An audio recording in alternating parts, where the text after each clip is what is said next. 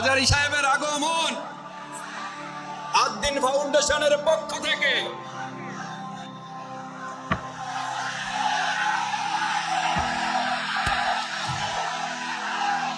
লিল্লাহি তাকবীর, লিল্লাহি তাকবীর। মিজান ভাইয়ের আগমন, শুভেচ্ছা স্বাগত। মিজান ভাইয়ের আগমন, লিল্লাহি তাকবীর, লিল্লাহি তাকবীর। সম্মানিত হাজিরিন, আপনারা ভালো আছেন সবাই? শীতে কষ্ট হচ্ছে না? মাশাআল্লাহ। 3 দিন ব্যাপী তাফসীরুল কোরআনের প্রোগ্রামের সমাপনী রজনী আজকে। আমি খুব লম্বা সময় নিব না, এটা তো আমার বিভাগীয় প্রোগ্রাম, খুলনা বিভাগের প্রোগ্রাম পেয়ে গেছে যশোর। মাশাআল্লাহ, 9টা প্যান্ডেল আছে, এখানে ধাক্কাধাক্কির কোনো মানে হয় না। তোমরা ধাক্কাধাক্কি করবা, এই জন্য প্যান্ডেল করা হয় নাই 9টা। বসো, কোনো কথা নাই। অনেক আলোচনা হয়েছে 3 দিন ব্যাপী। দেশ বরেণ্য প্রথিত যশা ওলামায়ে হযরতের মুখে আপনারা অসংখ্য কথা শুনেছেন। আমলের জন্য এগুলোই যথেষ্ট, নতুন করে আমার বলার কিছুর দরকার নাই। নতুন করে উপস্থাপনের মতো বলার মতো আমার কাছে কিছু নাইও। যা বলার 1500 বছর আগে আল্লাহ তাআলা উম্মাহকে বলে দিয়েছেন, ঠিক কিনা? এমন কিতাব দান করেছে যে কিতাবে ভুল নাই, যতই পড়ি ততই শেখা যায়। বিয়ন্ডলেস, বাউন্ডলেস, বটমলেস, কুল কিনারা নাই, কুল কিনারা বিহীন সাগর। করেন সুবহানাল্লাহ। আসুন এখানে আসার বসার এই প্রোগ্রামে অংশগ্রহণ করার উদ্দেশ্যকে, নিয়তকে আমরা খালিস করে নেই। আজকে আমরা যা শুনবো শিখবো আমলের নিয়তে শুনবো, ঠিক কিনা বলেন? শেষ পর্যন্ত নীরবতা বজায় রাখবো। আমি উঠবো, আপনারা উঠবেন। এর আগে ওঠা যাবে না। স্কেজিউলে একটু চেঞ্জ এসেছে, এশার সালাত হয়নি। আমার আলোচনার পরপরই আজান হবে। এশার সালাতে আমরা জামাতে অংশগ্রহণ করে একসাথে বিদায় নেব ইনশাআল্লাহ। বলেন, যে টপিকটি নিয়ে আমি আপনাদের সামনে আজকে কথা বলতে চাই, টপিকটি অনেক গুরুত্বপূর্ণ। টপিকটি হচ্ছে হিউম্যান রিসোর্স ডেভেলপমেন্ট, মানব সম্পদ উন্নয়ন। কারণ আল্লাহ তাআলা আমাদের যা দেখ আর না দেখ এটা দিছে। মানুষ আর মানুষ, 18 কোটি মানুষ, ঠিক কিনা? এই 18 কোটি জনসংখ্যার দেশে বসবাস করে আমরা খুশি না বেজার? খুশি হইতে হবে, বেজার হইেন না। জাপানের খবর জানেন? তাদের গ্রোথ রেট নিচের দিকে, উল্টো। জনসংখ্যা নাই, বাচ্চা নিলে, সন্তান নিলে গভর্নমেন্ট তাদের টাকা দেয়। আমাদেরকে আল্লাহ তাআলা দয়া করে মায়া করে এই সম্পদটা দিয়েছে। এই মানব সম্পদকে যেন আমরা কাজে লাগাই ইনশাআল্লাহ। পড়েন সবাই। হিউম্যান রিসোর্স ডেভেলপমেন্ট অনেক জনগুরুত্বপূর্ণ বিষয়, খুব সেনসিটিভ বিষয়। বুঝতে হবে যশোরের স্মার্ট ছেলেরা, এই যে আমি যাদেরকে দেখতে পাচ্ছি, all are the Gen Z of Jashore. যারা জেন জি, ওরা স্মার্ট, ওরা ইশারা ইঙ্গিতে কাজ করে। এই যে পুরো গদি উল্টায় দিছে, ঠিক কিনা? 24-এর ছাত্র নাগরিক অভ্যুত্থান আমাদের দেখিয়ে দিচ্ছে কিভাবে চোখের ইশারায় গদি উল্টে দিতে হয়। তাই জেনজিদের নিয়ে বসেছে, ওরা তো স্মার্ট, ওরা ডিস্টার্ব করবে না। মেহেরবানি করে আমার সাথে কানেক্ট করো, 1 to 1, brain to brain, eye to eye, eye contact করো আমার সাথে। তাকাও, কষ্ট হলো আমার দিকে তাকাও, আওয়াজ করা যাবে না, আমার দিকে তাকাও। প্রিয় ভাইরা, হিউম্যান রিসোর্স ডেভেলপমেন্টের ব্যাপারে কিছু কথা বলবো। এই যে আমাদের বিশাল জনসংখ্যা, এই জনসংখ্যাকে কি করে জনসম্পদে রূপান্তরিত করা যায় এ ব্যাপারে কথা বলবো। আমি সূরাতু বনী ইসরাইলের 70 নম্বর আয়াত তেলাওয়াত করেছি। এই আয়াতের আলোকে কিছু কথা আমি আপনাদের সামনে বলবো। আল্লাহ তাআলা ইরশাদ করছেন, ওয়ালাকাদ কাররামনা বনী আদম ওয়া হামালনাহুম ফিল বাররি ওয়াল বাহরি ওয়া রাযাকনাহুম মিনাত তাইয়্যিবাত وفضلناهم على كثير ممن خلقنا تفضيلا পড়েন আল্লাহু আকবার। রব্বুল আলামিন বলেন, ওয়ালাকাদ কাররামনা বনী আদম, আমি বনী আদমকে সম্মানিত করেছি, বনী আদমকে মর্যাদা দিয়েছি। ওয়া হামালনাহুম ফিল বাররি ওয়াল বাহর, বনী আদমকে জলে স্থলে, স্থলে এবং সমুদ্রে চলাচলের বাহন দিয়েছি। ওয়া রাযাকনাহুম মিনাত তাইয়্যিবাত, তাদেরকে পবিত্র রিজিকের বন্দোবস্ত করেছি। ওয়া ফাদ্দালনাহুম আলা কাসীরিম মিম্মান খালাকনা তাফদীলা, আর আমি আল্লাহ যাদেরকে সৃষ্টি করেছি তাদের মধ্য থেকে বনি আদমকে আমি শ্রেষ্ঠ বানিয়েছি। আমরা শ্রেষ্ঠ, আমরা আশরাফুল মাখলুকাত। আমরা কি এই যে এমনি চিল্লাচিল্লি করে জিজ্ঞাসা করলে বলে না, আমরা আশরাফুল মাখলুকাত। আমরা কি শ্রেষ্ঠ, সবার চেয়ে সেরা। আমাদের মতো করে আল্লাহ কাউকে বানায় নাই। দুই পায়ে ভর করে শির দ্বারা এরকম স্ট্যান্ড রেখে মাথা উঁচু করে দাঁড়াতে পারে এরকম কোন প্রাণী পৃথিবীতে আছে? এজন্য আল্লাহ বলেন ওয়ালাকাদ কাররামনা বনি আদম, আমি বনি আদমকে সম্মানিত করেছি, তাদেরকে আমি মর্যাদা দিয়েছি। তাদেরকে আমি যত মর্যাদা দিয়েছি আমার কোন সৃষ্টিকে এত মর্যাদা দেই নাই। পড়েন সুবহানাল্লাহ। I have dignified the status of the sons of Adam. আদমের সব সন্তানের মর্যাদা আমি বাড়িয়েছি। আল্লাহ এখানে বলেননি ওয়ালাকাদ কাররামনাল মুমিনিন, আমি মুমিনের মর্যাদা বাড়িয়েছি, বলেছেন? আল্লাহ এখানে বলেন নাই ওয়ালাকাদ কাররামনাল মুসলিমিন, আমি মুসলিমের মর্যাদা বাড়িয়েছি। আল্লাহ বলেছেন ওয়ালাকাদ কাররামনা বনি আদম, আমি বনি আদমের সম্মান বাড়িয়েছি। হোক সে মুমিন কিংবা কাফের, মুসলিম কিংবা মুশরিক, আস্তিক কিংবা নাস্তিক, আরব কিংবা অনারব, যেই হোক না কেন আদম সন্তান সবগুলার মর্যাদা বাড়ায় দিয়েছে কে? সবার মর্যাদা আল্লাহ বাড়িয়েছে। মানুষ হিসেবে মর্যাদা। বিশ্বনবী সাল্লাল্লাহু আলাইহি ওয়াসাল্লাম ইহুদির লাশ দেখে দাঁড়িয়ে গেলেন। কার লাশ? আমার যশোরের ভাইয়েরা আওয়াজ করে বলুন, কার লাশ? ইহুদির লাশ দেখে দাঁড়ায় গেলেন। সাহাবারা বললেন ইয়া রাসূলুল্লাহ, আপনি দাঁড়ালেন যে, এটা তো ইহুদির লাশ। বিশ্বনবী বললেন আওয়ালাইসাত নাফসান, এটা কি মানুষ নয়? এটা হোক ইহুদি হোক খ্রিস্টান, এটা তো মানুষ। আমি মানুষ দেখে দাঁড়িয়েছি। আই স্যালিউট দ্য হিউম্যানিটি, আমি মানবতাকে সম্মান করেছি। পড়েন সুবহানাল্লাহ। তাহলে এই জমিনে মানুষের মর্যাদা বেশি, হোক আস্তিক হোক নাস্তিক, হোক মুমিন কিংবা কাফের। আদমের সন্তান হলে, মানুষ হলেই তার মর্যাদা বাড়িয়েছে কে? আমার কলিজার টুকরা যশোরের ভাইয়েরা, মানুষের মর্যাদা আল্লাহ এত বাড়িয়েছেন। মানুষ জীবিত থাকলেও যেমনি মর্যাদাবান, মরে গেলেও মর্যাদাবান। সুবহানাল্লাহ পড়ে। মানুষ মরে গেলে এই ডেড বডিটা কি হয়? পচে যায়, গলে যায়, মাটির সাথে মিশে যায়। তাই বলে আপনি ডেড বডির সাথে যাচ্ছে তাই করতে পারবেন না। পারবেন? কেউ যদি অন্যায় করে তাকে যদি আপনি শাস্তির আওতায় আনেন, যা মনে চায় করতে পারবেন না। তারা আগুন দিয়ে পোড়াতে পারবেন না, নাক কাটতে পারবেন না, কান কাটতে পারবেন না, অঙ্গ বিকৃতি করতে পারবেন না। কারণ মানব জাতির মর্যাদা স্বয়ং দিয়েছে কে? ডেড বডি পচে যাবে, গলে যাবে। তারপরে ইসলাম বলে না, খবরদার, এই মরা লাশটারও একটা মর্যাদা আছে না নেই? ইসলাম বলে এই লাশটা গলে যাবে, পচে যাবে, কিন্তু এটার অমর্যাদা করো না। কর্পূর দিয়ে, খেজুর পাতা দিয়ে এটাকে ওয়ার্ম ওয়াটার দিয়ে, গরম পানি দিয়ে ধৌত করো। সাদা শুভ্র ধবধবে কাপড় দিয়ে লাশটাকে তুমি কাভার করো। তারপরে খাটিয়ার মধ্যে লাশটাকে রেখে বিশাল একটা প্রোগ্রাম করো, একটা ফিউনারাল প্রোগ্রাম করো। ওই প্রোগ্রামের ডানে বায়ে পেছনে লাশটারে রাখলে হবে না, প্রোগ্রামের একেবারে সামনটাতে তুমি লাশটাকে রাখো। সুবহানাল্লাহ। একটা ফিউনারাল প্রোগ্রাম করতে হবে, তাকে শেষ বিদায় জানাতে হবে, যেটাকে আমরা জানাজা বলি। কি বলি? জানাজা মানে মাইয়েতের জন্য দোয়া, তার জন্য দোয়া করা হয়। তাকে একটা সিস্টেমেটিক অর্ডারে কবরে রাখা হয়, সুন্দরভাবে সেটাকে কবরস্থ করা হয়, মাটি দেয়া হয়, পানি দেয়া হয়। তার মানে মরে গেলেও মানুষের সম্মান বাড়ায় দিয়েছে কে? এজন্য আল্লাহ বললেন ওয়ালাকাদ কাররামনা বনি আদম, বনি আদমের সম্মান মর্যাদা আমি আল্লাহ বাড়িয়ে দিয়েছি। মানুষের সম্মানে তুমি কখনো আঘাত করো না, ঠিক কি না? তাহলে ভাই, প্রথম মেসেজ হচ্ছে the first and foremost message tonight to the people of Jasor. আল্লাহ বলেন I have dignified the status of son of Adam, আমি বনি আদম সবার মর্যাদা বাড়িয়ে দিয়েছি। হোক আস্তিক নাস্তিক, হোক কাফের কিংবা মুশরিক, তার মর্যাদা বাড়াই দিছে কে? যখন বন্যা হয় আমরা ত্রাণ নিয়ে যাই, আমরা শুধু মুসলমানদেরকে ত্রাণ দেই নাকি? হ্যাঁ, আমরা মুসলমান কেউ দেই, অমুসলমান কেউ দেই, হিন্দু কেউ দেই, বৌদ্ধ কেউ দেই। যেখানেই মানবতা বিপন্ন সেখানে ইসলামের হেল্পিং হ্যান্ড আছে না নেই? সুবহানাল্লাহ। কি দিন আমরা পেয়েছি, কি বিধান আমরা পেয়েছি। ওয়ালাকাদ কাররামনা বনি আদম, আমি বনি আদমকে সম্মানিত করেছি। এরপর আল্লাহ বললেন ওয়া হামালনাহুম ফিল বাররি ওয়াল বাহর, মানুষকে স্থলে এবং সমুদ্রে চলাচলের বাহন আমি দিয়েছি। স্থলে কিভাবে চলবে, জলে কিভাবে চলবে, এই বাহনের ব্যবস্থা করেছে কে?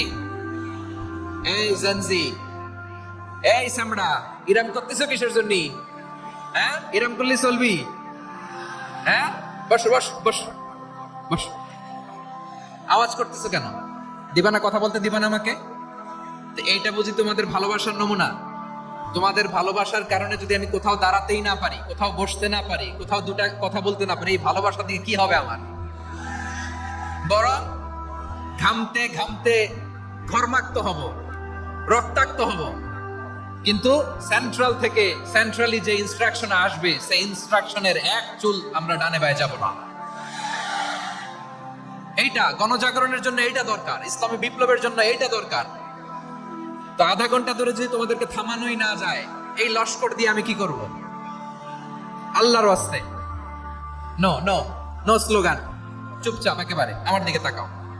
আল্লাহ বললেন ওয়া হামালনাহুম ফিল বাররি ওয়াল বাহর, জলে স্থলে আমি চলাচলের যানবাহনের ব্যবস্থা করেছি।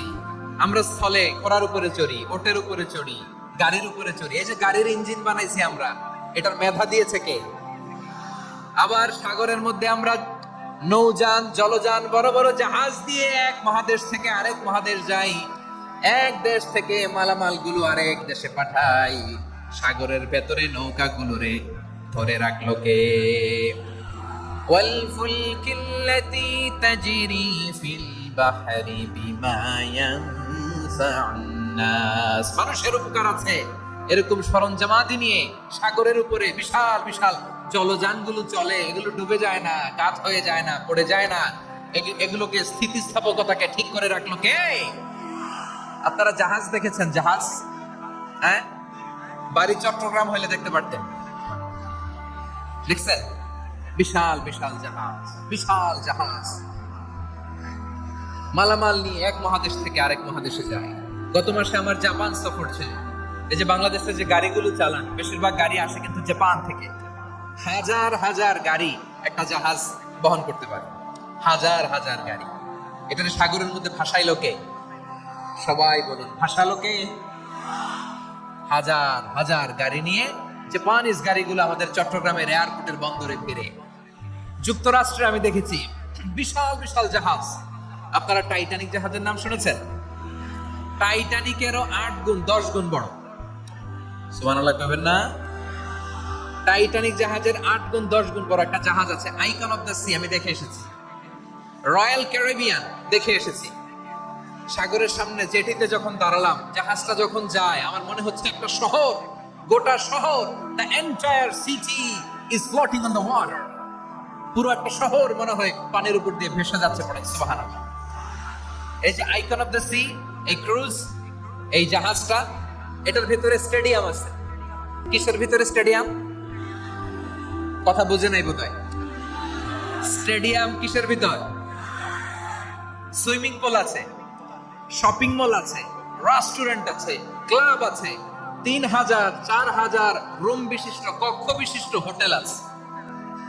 এই সবগুলোর নিয়ে এগুলো চলে সাগরের এই দোলার মধ্যে, জলোচ্ছ্বাসের মধ্যে, এই সাগরের ভেতরে এই জাহাজগুলোর ভাষায় রাখছে কে? সূরাত আর-রহমান আল্লাহ তাআলা বললেন ওয়ালাহুল জাওয়ারিল মুনশাআতু ফিল বাহরি কাল আ'লাম ফাবিআইয়ি আলা, সবাই পড়েন, ফাবিআইয়ি আলাই রাব্বিকুমা তুকাযযিবান।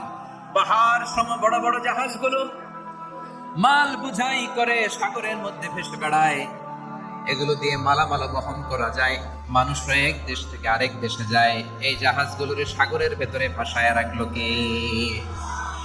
এই আয়াতের ভেতরে আল্লাহ তাআলা সূরাত বনী ইসরাঈলের এই চমৎকার আয়াতের ভেতরে আল্লাহ তাআলা বেসিক্যালি মানব জাতির প্রতি তার 4টি স্পেশাল অনুগ্রহের কথা বলেছেন। কয়টি? 2টা বলে ফেলছি। 1 নাম্বার ওয়ালাকাদ কাররামনা বনী আদম, আমি বনী আদমের সম্মান বাড়াইছি। নাকি মুসলমানদের? নাকি মুসল্লিদের? কার সম্মান বাড়িয়েছি? বনী আদমের। তাহলে human dignity, the first part of the verse talks about the human dignity. 2 number অংশ আল্লাহ তাআলা বললেন ওয়া হামালনাহুম ফিল বাররি ওয়াল বাহর, স্থলে এবং সমুদ্রে আমি তাদের জন্য চলাচলের বাহন দিয়েছি। সুবহানাল্লাহ। তার মানে smooth movement on land and sea, জলে এবং স্থলে যাতে আমরা স্মুথলি মুভ করতে পারি আল্লাহ তাআলা দিয়েছেন। 3 নাম্বার আল্লাহ তাআলা বললেন ওয়া রাযাকনাহুম মিনাত তাইয়্যিবাত, মানুষের জন্য আমি পবিত্র রিজিকের ব্যবস্থা করেছি। জলে এবং স্থলে যত প্রাণী আছে সবগুলা প্রাণীকে রিজিক দেয় কে? আমাদেরকে রিজিক দেয় কে? সাগরের মাছগুলোকে, বড় বড় তিমি মাছগুলোরে রিজিক দেয় কে? বাতাসের মধ্যে ভেসে বেড়ানো বড় বড় পাখিগুলো, স্ক্যান্ডিনেভিয়ান কান্ট্রি থেকে লক্ষ লক্ষ কোটি কোটি পাখিগুলো যে এক দেশ থেকে আরেক দেশে ট্রান্সফার হয়, এগুলোর রিজিক দেয় কে? রব্বুল আলামিন বলেন, ওয়ামা মিন দাব্বাতিন ফিল আরদি ইল্লা আলাল্লাহি রিজকুহা ওয়া ইয়ালামু মুস্তাকাররাহা ওয়া মুস্তাওদাআহা কুল্লুম ফি কিতাবিম মুবিন। আল্লাহু আকবার। রব্বুল আলামিন বলেন, ভূপৃষ্ঠে বিচরণশীল যত প্রাণী আছে সব প্রাণীগুলোকে আমি আল্লাহ আমার নিজের কুদরতে রিজিকের বন্দোবস্ত করি। এই প্রাণীগুলো কোথায় থাকে, কোথায় যায়, সব জায়গায় আমি রিজিক পৌঁছে দেই। রিজিক কেউ দিতে পারে না, রিজিকের মালিক কে? রিজিকের মালিক তিনি আল্লাহ। এজন্য আল্লাহ তাআলা বললেন, ওয়ারাযাকনাহুম মিনাত তাইয়্যিবাত। এরপর আল্লাহ বললেন, ওয়া ফাদ্দালনাহুম আলা কাসীরিম মিম্মান খালাকনা তাফদীলা। আমি যত প্রাণী সৃষ্টি করেছি সকল প্রাণীর মধ্যে মানুষের মর্যাদা, শ্রেষ্ঠত্ব আমি দিয়েছি। সুবহানাল্লাহ পড়েন। তাহলে এক নম্বরে আল্লাহ বললেন আমি বনি আদমের মর্যাদা বাড়ালাম। এরপরে বললেন স্থলে এবং সমুদ্রে চলাচলের জন্য যানবাহন দিলাম। 3 নম্বরে আল্লাহ বললেন পবিত্র রিজিকের ব্যবস্থা করে দিলাম। এরপরে আল্লাহ বললেন যত প্রাণী আছে, সৃষ্টি আছে, সবগুলার উপরে আমি মানুষকে শ্রেষ্ঠত্ব দিলাম। সুবহানাল্লাহ। তাহলে সবচেয়ে বেশি শ্রেষ্ঠত্ব মানুষের। কার?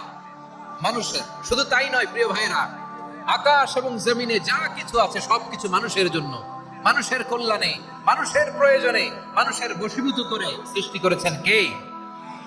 রব্বুল আলামিন বলেন, হুয়াল্লাযী খালাকা লাকুম মা ফিল আরদি জামিআ।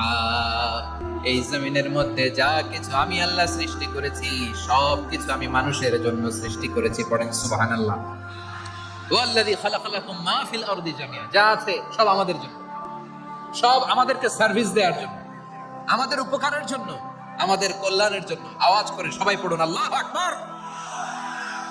অন্য আয়াতে আল্লাহ বললেন, ওয়াসাখখারা লাকুম মা ফিস সামাওয়াতি ওয়া মা ফিল আরদি জামিআন মিন ইন্না ফি যালিকা লাআয়াতিন লিকাওমি ইয়াতাফাক্কারুন।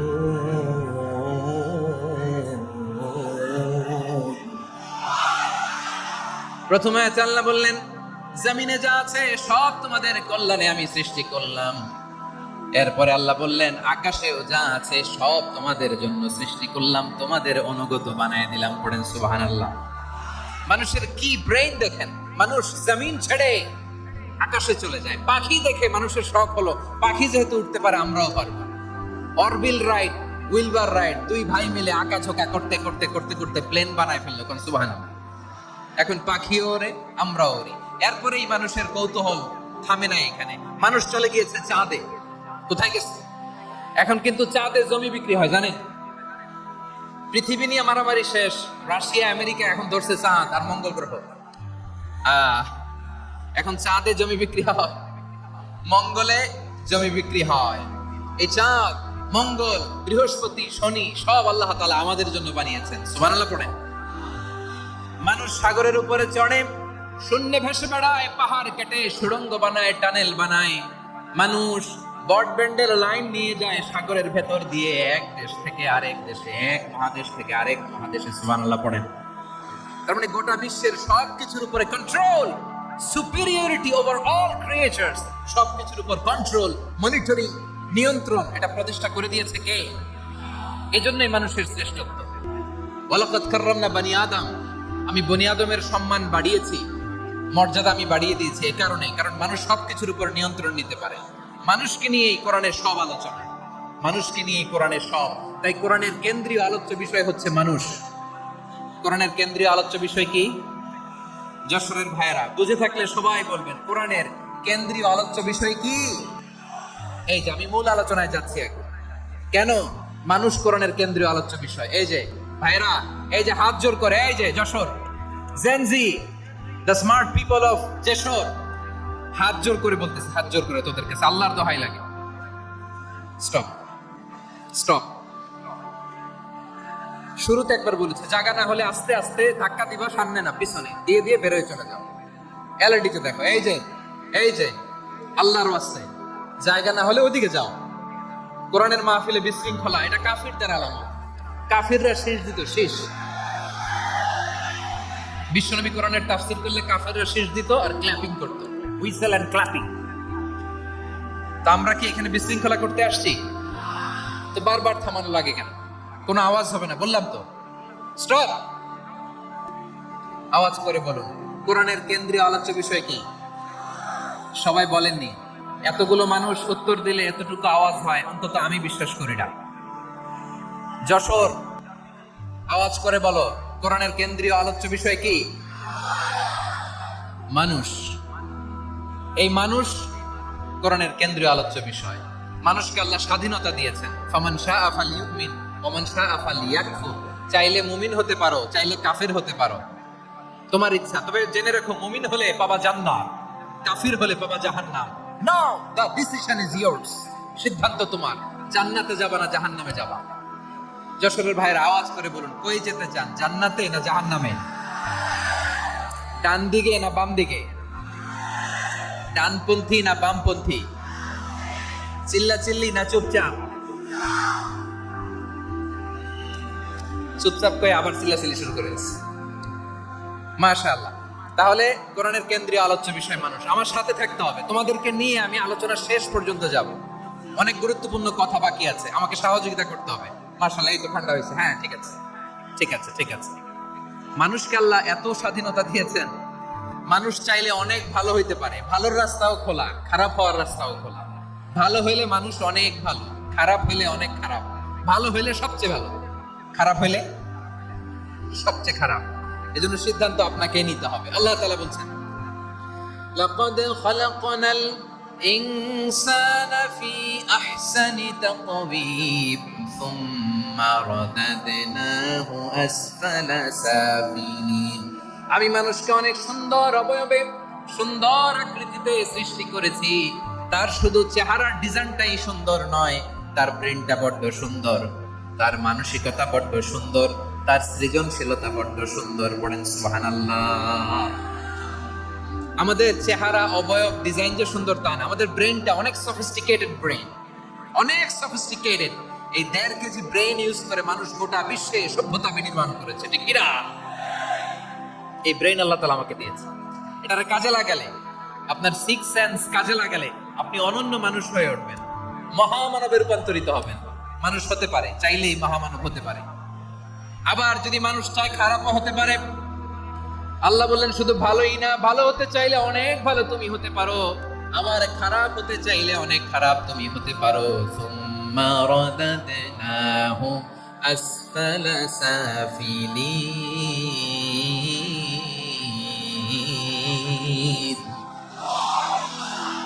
খারাপ হলে একেবারে খারাপ হতে পারো, নিকৃষ্ট হলে একেবারে নিকৃষ্ট হতে পারো, ভালো হলেও ভালো হতে পারো। সুবহানাল্লাহ। এবার আওয়াজ করে বলুন, ভালো হতে চাই না খারাপ? শ্রেষ্ঠ না নিকৃষ্ট? মানুষ ভালো হলে মানুষ ফেরেশতার চেয়েও ভালো, মানুষ খারাপ হলে সে পশুর চেয়েও খারাপ। কথা ঠিক কিনা বলেন? ভালো হলে ফেরেশতার চেয়েও ভালো, খারাপ হলে পশুর চেয়েও নিকৃষ্ট। তার মানে শ্রেষ্ঠত্বে মানুষ, শ্রেষ্ঠত্বে ফেরেশতাকে হার মানায়, আর অধপতনে শ্রেষ্ঠত্বে ফেরেশতাকে ছাড়িয়ে যায়, আর অধপতনে পশুকেও হার মানায়। আই রিপিট, আমি আবারও বলছি, মানুষ শ্রেষ্ঠত্বে ফেরেশতাকে ছাড়িয়ে যায়, আর অধপতনে সে পশুকেও হার মানায়। আওয়াজ করে বলতে হবে, ঠিক কিনা? এটার প্রমাণ কি? মানুষ শ্রেষ্ঠ হইলে যে ফেরেশতার চেয়েও সেরা, তার প্রমাণ কি?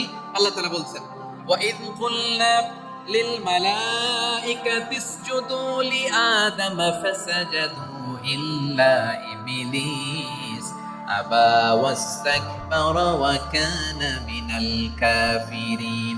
আল্লাহ বলেন, স্মরণ করো সে সময়ের কথা যখন আমি ফেরেশতাদেরকে বললাম, ও ফেরেশতারা আদমকে সিজদা দাও। সব ফেরেশতারা সম্মান সূচক সিজদা আদমকে দিল। তারা আদমের জন্য সিজদায় লুটিয়ে পড়লো, একজন ছাড়া, তার নাম ইবলিস। আওয়াজ করে বলেন তার নাম কি? সে অহংকার প্রদর্শন করলো, সে কাফের হয়ে গেল। বাকি সব ফেরেশতারা সিজদা দিল। সুবহানাল্লাহ। আবার আদম আলাইহিস সালামকে আল্লাহ জিজ্ঞেস করলেন, সব বলে দিল উত্তর, কিন্তু ফেরেশতাদেরকে একই প্রশ্ন জিজ্ঞেস করলেন, তারা উত্তর করতে পারে নাই। তার মানে এর মধ্য দিয়ে প্রমাণিত হয়, মানুষ ভালো হলে ফেরেশতার চেয়েও ভালো, ফেরেশতার চেয়েও মানুষের মর্যাদা বাড়িয়ে দিয়েছে কে? সব নূরের ফেরেশতা যখন মাটির আদমকে সিজদা দেয়, এটা প্রমাণ করে ফেরেশতার চেয়েও মানুষের মর্যাদা বাড়িয়ে দিয়েছে কে? তুমি মাটির আদমকে প্রথম সৃষ্টি করিয়া ঘোষণা করিয়া দিলে শ্রেষ্ঠ বলিয়া, তাই তো নূরের ফেরেশতা করে আদমকে সিজদা। ঠিক কিনা বলেন?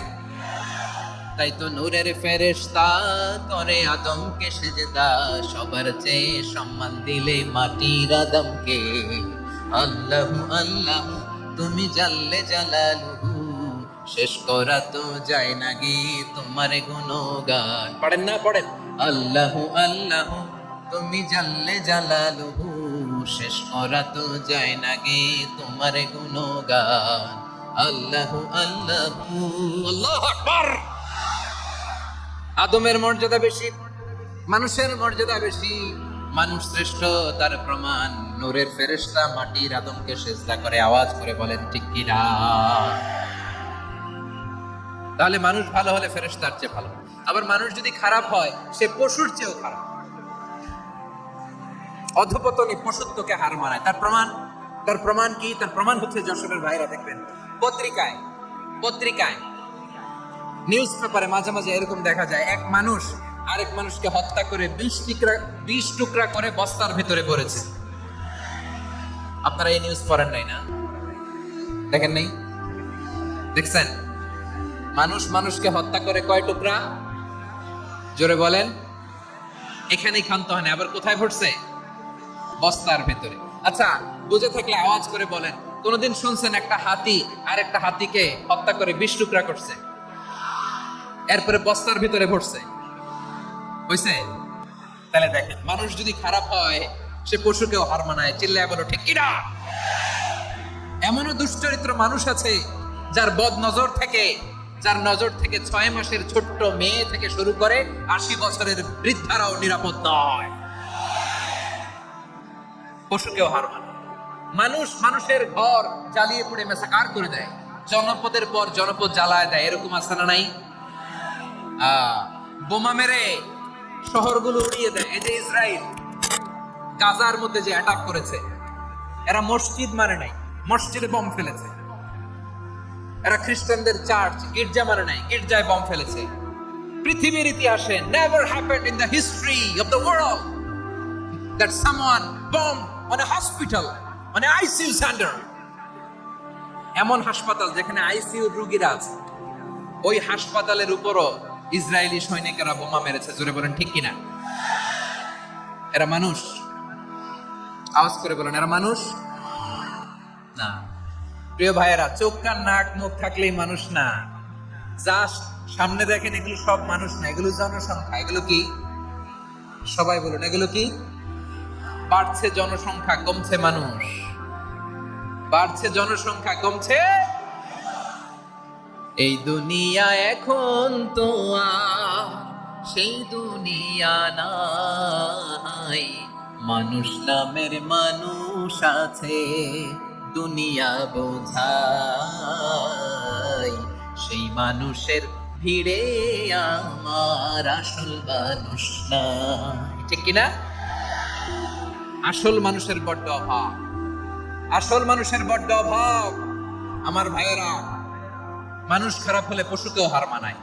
আচ্ছা, আওয়াজ করে বলেন, এই যশোরের ছেলেরা দিক তাকাও, আওয়াজ করে বলো, যে ইসরায়েলি সোলজাররা উপর থেকে বোমা মারল, তারাও মানুষ? তারাও কি?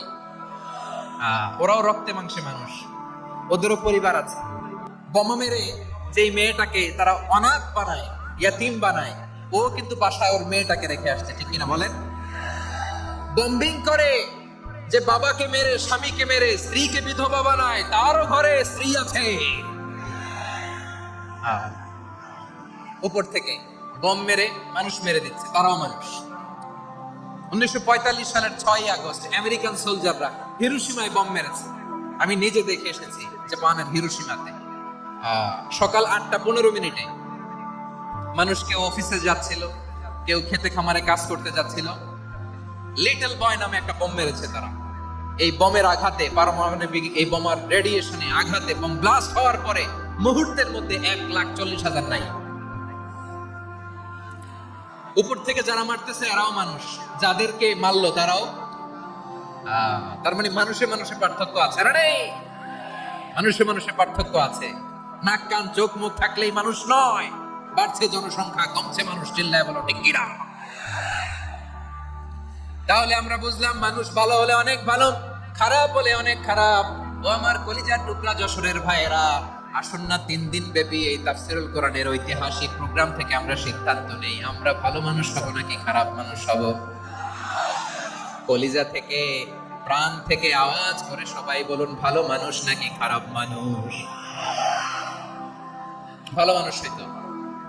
ভালো মানুষ যারা জগৎটাকে এনলাইটেন করবে, যারা এনলাইটেন করবে, যারা সত্যের বীর সেনানী হয়ে দাঁড়াবে, যারা সত্যের পক্ষে কথা বলবে, যারা জালিমের মসনদকে ভেঙে খানখান করে দেবে। এরকম হওয়ার দরকার আছে না নাই? এরকম ভালো মানুষ আমরা হতে চাই কি চাই না? মানুষকে যত্ন নিলে মানুষ যে কত ভালো হয় আপনি কল্পনাও করতে পারবেন না। এই যে আপনাদের যশোরে যে ভালো ছেলেগুলো আছে, যে ভালো তরুণগুলো আছে, যে যুবকগুলো আছে, যে ভালো আলেমরা আছে, ভালো নেতারা আছে, সবাই যদি তাদের মতো হতো, পুরো যশোরটা একটা জান্নাতের টুকরা হয়ে যেত। আওয়াজ করে বলেন ঠিক কিনা? মানুষকে নার্চারিং করলে, মানুষকে পলিশ করলে, মানুষকে গ্রুমিং করলে, মানুষকে সঠিক তারবিয়া দিলে মানুষ অনন্য হয়ে ওঠে। প্রতিটি মানুষ অনন্য। আমি অনন্য, আপনি অনন্য, আমরা সবাই অনন্য। সুবহানাল্লাহ বলেন। মানুষকে আল্লাহ তাআলা দিয়েছেন অসীম ক্ষমতা, অসীম ক্ষমতা। সুবহানাল্লাহ। একটা মানুষ পারেন এমন কিছু নাই, একটা মানুষ পারেন এমন কিছু নাই। বিশ্বাস করতে হবে, মানুষ যে কল্পনা করতে পারে ওইটা মানুষ করে দেখাতে পারে। যশোরের ভাইয়ের, আই রিপিট, আমি আবারও বলছি, এই চিল্লাচিল্লি করলে আমার এই গুরুত্বপূর্ণ কথা তোমরা মিস করবা। আমরা যখন আমার পিতার পৃষ্ঠদেশে ছিলাম, পিতার পৃষ্ঠদেশ থেকে শুক্রাণু যখন মায়ের গর্ভদেশে যেয়ে পড়ে, কতটা শুক্রাণু ভ্রমণ শুরু করে জানো? 20 কোটি শুক্রাণু। একবার সিমেন আউট হলে সেখানে 20 কোটি শুক্রাণু থাকে, ভ্রমণ শুরু করে। ওই 20 কোটি শুক্রাণুর মধ্যে থেকে তুমি আমি আজকে এক বিকশিত শুক্রাণু মানব রূপে পৃথিবীতে এসেছি। সুবহানাল্লাহ। ওই 20 কোটি শুক্রাণুর প্রতিযোগিতায় সবাইরে পেছনে ফেলে সেদিন আমি সফল হয়েছিলাম, সেদিন আমি বিজয়ী হয়েছিলাম।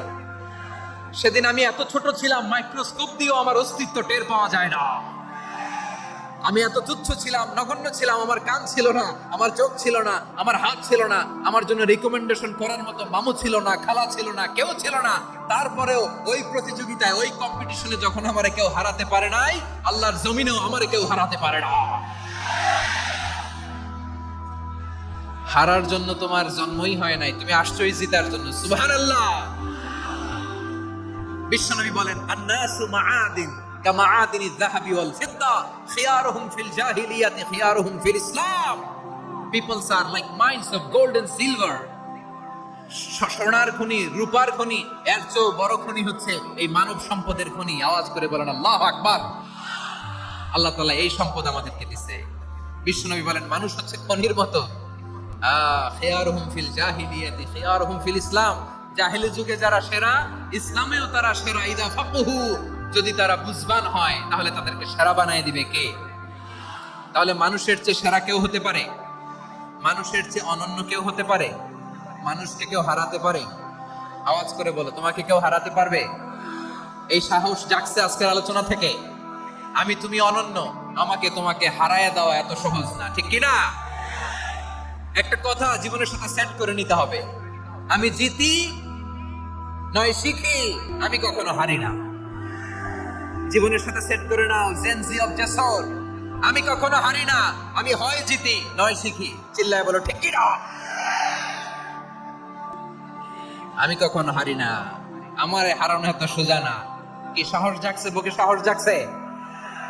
তাকবীর পড়ো, লিল্লাহি তাকবীর। তাহলে বিষ্ণু বললেন নাসু মাআদিন, মানুষ হচ্ছে খনি। এই ধাক্কা ধাক্কি আমি জানি এগুলো ভালোবাসার ধাক্কা ধাক্কি, এজন্য আমি সহ্য করে নেই। এগুলো যে ভালোবাসার ধাক্কা ধাক্কি এটা আমরা বুঝি। পৃথিবীর কোন আইন, সিকিউরিটি প্রটোকল দিয়ে এটারে মানানো যাবে না, কারণ এটা তো ভালোবাসা, লাভ। লাভ কোনো আইন কানুন দিয়ে বাধা যায় না, মানানো যায় না। ঠিক কিনা বলো?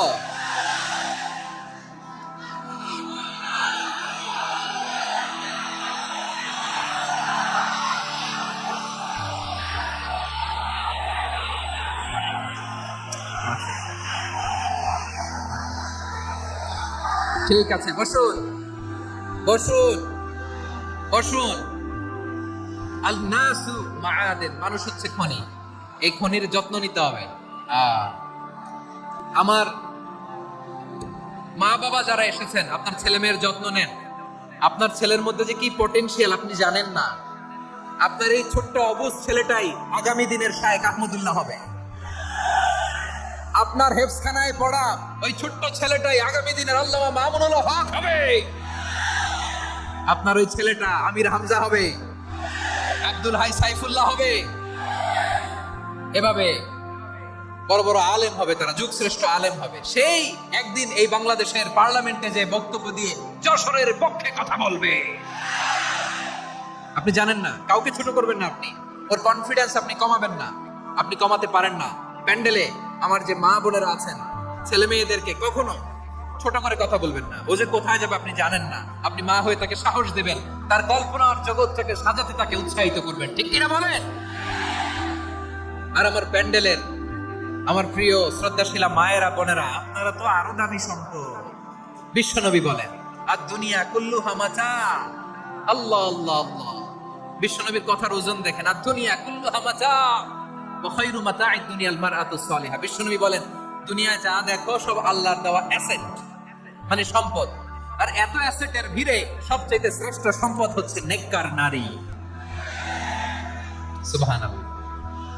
ভাইয়েরা বোনের সাথে খারাপ আচরণ করো না, সন্তান মায়ের সাথে খারাপ আচরণ করো না। আমাদের মায়েরা আমাদের asset, they are our priceless asset.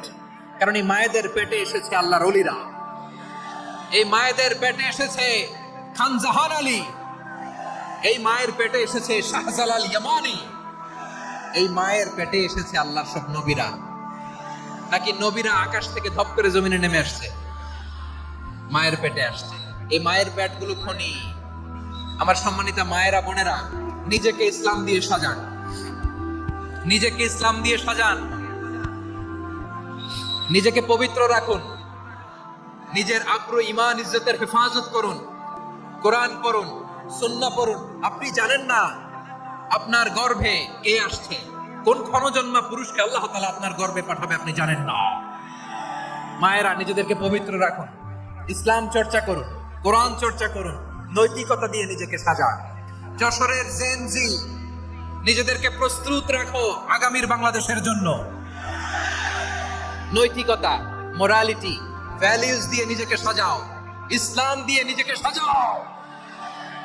কারণ আগামীর বাংলাদেশ ইসলামের বাংলাদেশ। বাংলাদেশের আসল পরিচয় ইসলাম। বাংলাদেশের আসল পরিচয় কি?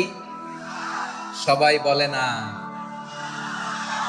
বাংলাদেশের আসল পরিচয় কি? এই ইসলাম নিয়ে আমরা সংসদ ভবন সাজাবো, রাজি আছি না নাই?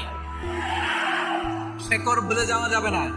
আমরা ধাপে ধাপে শারিয়া আইনের দিকে যাবো ইনশাআল্লাহ, কিন্তু জঙ্গিবাদ দিয়ে নয়, কট্টরপন্থা দিয়ে নয়। আমরা ইন্টেলেকচুয়ালি, গ্রাজুয়ালি, ধাপে ধাপে শারিয়া আইনের দিকে মুভ করবো ইনশাআল্লাহ। বলো লিল্লাহি তাকবীর। এদেশের আসল পরিচয় সবাই বলে না, আওয়াজ করে। এদেশের আসল পরিচয়, এদেশে আজান শুনে সূর্য ওঠে শহর গ্রামে, এদেশে আজান শুনে সূর্য ডোবে সন্ধ্যা নামে, এদেশে সকল কাজে সবাই বলে বিসমিল্লাহ, এদেশে ভালো কিছু দেখে শুনে হাসি মুখে সবাই বলে মাশা আল্লাহ। সুবহানাল্লাহ সুবহানাল্লাহ সুবহানাল্লাহ সুবহানাল্লাহ সুবহানাল্লাহ সুবহানাল্লাহ সুবহানাল্লাহ সুবহানাল্লাহ। ও নবীন তরুণ তোমার কিসের এত ভয়, জেনে রেখো বাংলাদেশের আসল পরিচয়।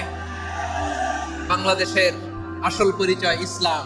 আওয়াজ তুলে বলো, আসল পরিচয় কি? এদেশে পরস্পরে দেখা হলে দেয় সালাম, এদেশে আমজনতার হৃদয় জুড়ে পাক্কা আলাম, ঠিক না? এদেশে বিপদ এলে সর্বজনে সর্বক্ষণে দোয়া পড়ে ইন্না লিল্লাহ সুবহানাল্লাহ সুবহানাল্লাহ সুবহানাল্লাহ সুবহানাল্লাহ। এদেশে আজান শুনে সূর্য ওঠে শহর গ্রামে, এদেশে আজান শুনে সূর্য ডোবে সন্ধ্যা নামে, এদেশে সকল কাজে সবাই বলে বিসমিল্লাহ, এদেশে ভালো কিছু দেখে শুনে হাসি মুখে সবাই বলে মাশা আল্লাহ। সুবহানাল্লাহ, আওয়াজ করে সুবহানাল্লাহ সুবহানাল্লাহ সুবহানাল্লাহ সুবহানাল্লাহ। সবাই একসাথে সুবহানাল্লাহ সুবহানাল্লাহ সুবহানাল্লাহ সুবহানাল্লাহ। এদেশের আসল পরিচয় কি? আওয়াজ করে বলতে ভয় লাগে। এদেশের আসল পরিচয় কি? ইসলাম দিয়ে আমাদের সংসদ ভবন চলুক, আমরা চাই কি চাই না? বঙ্গভবনে লা ইলাহা ইল্লাল্লাহর পতাকা উড়ুক, আমরা চাই কি চাই না? প্রতিটি জেলা অফিসে, ডিসি অফিসে লা ইলাহার পতাকা ঝুলুক, আমরা চাই কি চাই না? কারা কারা চাই হাত তুলে আল্লাহর দেখায়।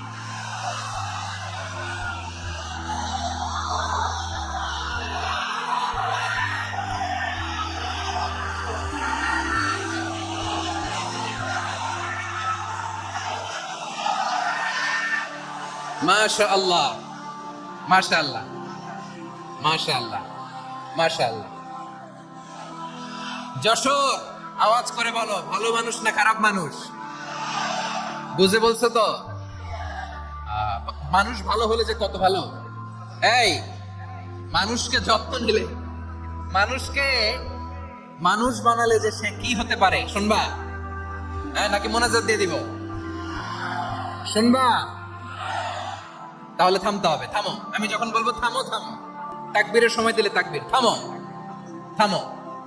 মানুষকে যত্ন নিলে, হ্যাঁ এদিকে এদিকে, ড্রোন নামায় ফেল। হয়েছে, ড্রোনের ফুটেজ হয়ে গেছে, এবার ড্রোন নামায় ফেল। আমার দিকে তাকাও। মানুষকে, তোমরা এদিক সেদিক তাকালে তো গুরুত্বপূর্ণ পয়েন্ট মিস হয়ে যাবে। এদিকে এদিকে, হ্যাঁ মাসা, ঠিক আছে। মানুষকে যত্ন নিলে মানুষের মধ্যে যারা কি পটেনশিয়াল রেখেছে। আমি জাপানের দুইটা উদাহরণ দেই। জাপানের, এই এই এভাবে এভাবে হবে, হয় বসো নয় পেছনে, কথা নেই, কথা তো বলাই যাবে না, হারাম কথা বলা। আজকে একেবারে চুপ, আজকের জন্য হারাম করে দিছি আমি, এই কিছু সময়ের জন্য একেবারে নিষিদ্ধ। জাপানের দুইটা উদাহরণ দেই, খেয়াল করে একটু শুনেন, বুঝবেন। আল্লাহ, 2022 সালে জাপানের সাথে জার্মানির খেলা, ফিফা ওয়ার্ল্ড কাপ 2022। এক পক্ষে জাপান, আরেক পক্ষে কোন দেশ? কথা শুনে নেই। এক পক্ষে কোন দেশ, আরেক পক্ষে সবাই। এক পক্ষে আরেক পক্ষে। ওই খেলায় জিতেছিল জাপান, জিতেছিল 22 সালের এই ফিফা ওয়ার্ল্ড কাপে জাপান ফুটবল খেলা জিতে। As a part of the celebration, তারা খেলার পরে পুরো স্টেডিয়ামটারে ক্লিন করে। The fan base of Japan, lakh lakh মানুষ খেলা দেখতে যায়, তো এত ডাস্টবিনও তো নাই। তো যারা ডাস্টবিনে জায়গা পায় নাই, তারা এই যে চকলেটের প্যাকেট, পানির বোতল, চিপসের প্যাকেট তারা এদিকে সেদিকে রেখে দিয়েছে। জাপানের ভক্তরা, জাপানের ফলোয়াররা, as a part of their celebration, তারা খেলার পরে পুরো স্টেডিয়ামের সব ময়লা আবর্জনা ক্লিন করে তারপরে বিদায় নিয়েছে। তাদেরকে কি ক্লিন করার দায়িত্ব দেওয়া হয়েছিল? এই যশোর, জাপানের যে ছেলেরা খেলা দেখতে গেছিল, ওদেরকে কি ক্লিন করার দায়িত্ব দিছিল? তারা কি স্টেডিয়ামের পরিচ্ছন্নতা কর্মী? তাদের আকল, তাদের সিক্স সেন্স তাদেরকে বলেছে। ছোটবেলা থেকে জাপান গভর্নমেন্ট ওদেরকে এত পরিচ্ছন্নতা শেখায়, ক্লিনলিনেস অ্যাওয়ারনেস ক্যাম্পেইন করায়। ক্লাসে আমি দেখেছি, ক্লাসে নিজের বেঞ্চ নিজে মুছে, ক্লাসের মাঝখানে একটা সময় দেয়, নিজের টেবিল নিজে মুছে, নিজের ক্লাসরুমটা নিজে পরিষ্কার করে, রাস্তাঘাটে একটা ধুলা নাই, ময়লা নাই, একটা টিস্যু নাই। খেলার পরে গোটা বিশ্বকে তাক লাগিয়ে দিয়েছে। জাপানের ফ্যানরা সবার রেখে যাওয়া গার্বেজ, টিস্যু, বোতল পরিষ্কার করে তারপরে স্টেডিয়াম থেকে বিদায় নিয়েছে। আমরা কেন এমন হইতে পারলাম না? আমরা কেন এমন হইতে পারলাম না? জাপানের যারা এগুলো করছে ওদের 3টা করে চোখ না? চোখ তো 3টা, জাপানো লাগে। জাপানো লাগে হাত তো 4টা, কান তো 6টা। হ্যাঁ, নাকি আমার মতো 2 হাত 2 কানালা মানুষ? চোখে দেখলে ওটা মানুষ না। চিন্তা করছেন? তার মানে জাপানিজদেরকে যে গ্রুমিং করে শিখানোর মাধ্যমে পরিচ্ছন্ন বানানো গেছে, ওরা যেমনি মানুষ আমরাও মানুষ। আমাদের সন্তানদেরকে শেখালে তারাও পারবে, পারবে কিনা? 2 নম্বর উদাহরণ বলি। চট্টগ্রাম ফেনীতে যারা গিয়েছেন, মেঘনা গুমতি ব্রিজ প্রকল্প নাম শুনছেন? মেঘনা একটা ব্রিজ পার হওয়া লাগে। এই মেঘনা গুমতি, এখানে 3টা ব্রিজ কাজপুর সহ, এই 3টা ব্রিজের নির্মাণ কাজ, রেনোভেশনের কাজ দেওয়া হয়েছিল জাপানের একটা কোম্পানিকে। কাকে? জাপানের কোম্পানির নির্মাণ শেষে 738 কোটি টাকা বেঁচে গেছিল, এটা গভর্নমেন্টের হাতে দিয়ে তারা বিদায় নিয়েছে। কত টাকা? 738 কোটি টাকা। যত প্রাক্কলিত ব্যয় নির্ধারণ করা হয়েছে সব টাকা সরকার, তৎকালীন সরকার 2019-এর সরকার কারা ছিল তো জানেন? এই 2019-এর সরকার তাদেরকে দিয়েছে। তারা রিনোভেশন নির্মাণ শেষে 738 কোটি টাকা অতিরিক্ত বেঁচে গেছিল, এটা আবার গভর্নমেন্টের হাতে বুঝাই দিয়ে তারা বিদায় নিয়েছে। আমরা কেন এমন হইতে পারলাম না? জাপানের ওরাও মানুষ, আমরাও মানুষ। তার মানে মানুষে মানুষে পার্থক্য আছে না নাই? তো জাপানের 2টা উদাহরণ দিলাম, এবার আমার দেশের 2টা উদাহরণ দিব না?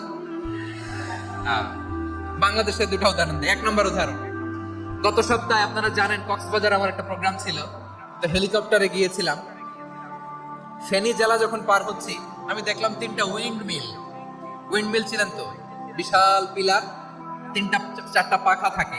বায়ু বিদ্যুৎ কেন্দ্র, বাংলাদেশের প্রথম বায়ু বিদ্যুৎ কেন্দ্র এটা, মুহুরী প্রজেক্ট বলে এটা, সম্ভবত মুহুরী প্রজেক্ট। তো সাগরের বাতাসের ঝাপটায় এটা ঘুরে এনার্জি হয়, ইলেকট্রিসিটি উৎপাদন হয়।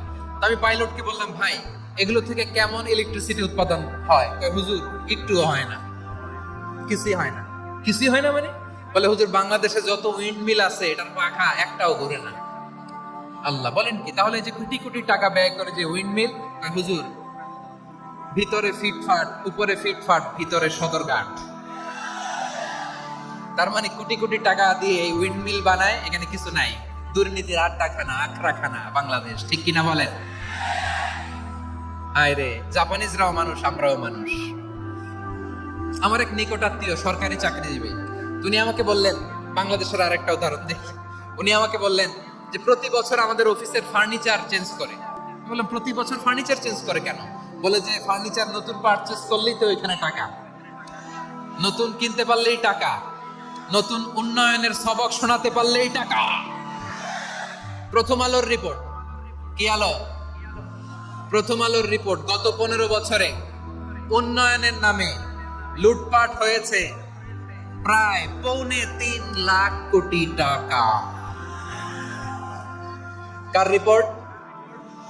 আমাদের বানানো কথা। প্রথম আলোর রিপোর্ট। গত 15 বছরে কারা ছিল জানেন তো? হ্যাঁ, শুধু ওনাদেরকেই দোষ দিয়ে লাভ নাই।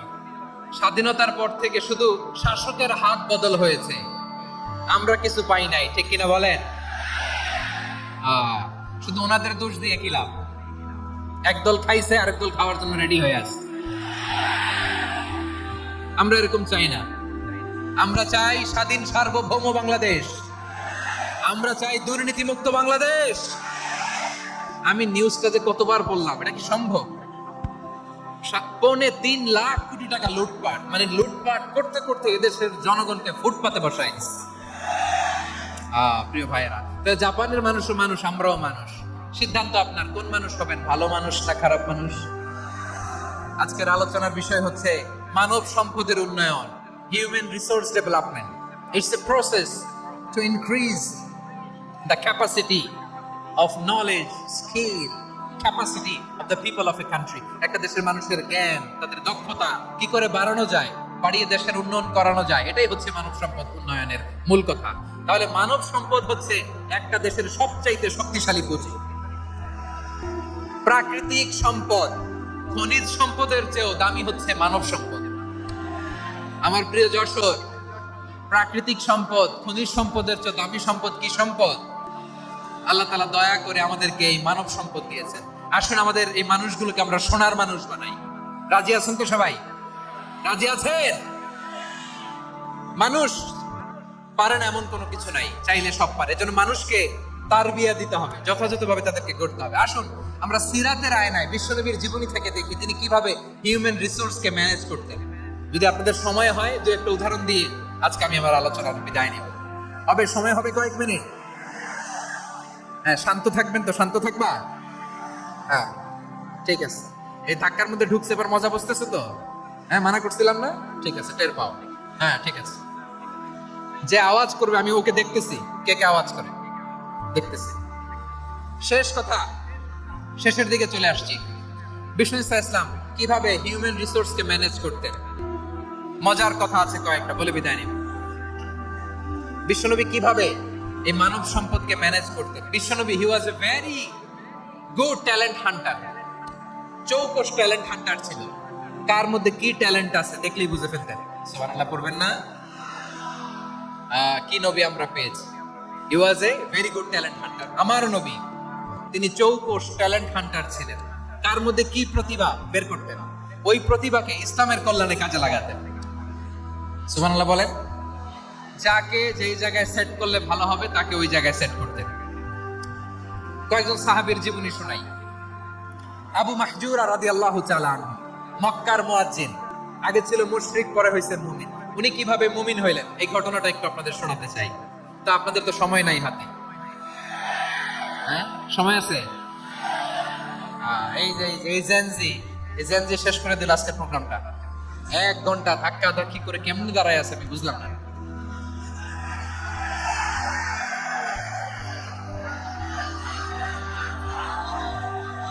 না না, তাকবির না, তাকবির না, চুপ করতে হবে। What I need, you stop. Just shut up. চুপ। হ্যাঁ, ঠিক আছে। এবার আবু মাহজুরা রাদিয়াল্লাহু তাআলা আনহু কিভাবে মুসলিম হলেন আওয়াজ করে শুনেন। হুনাইনের যুদ্ধ 8ম হিজরি।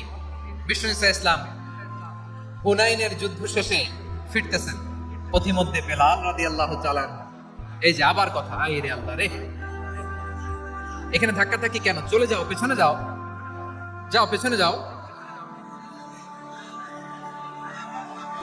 কি আজীব তামাশা!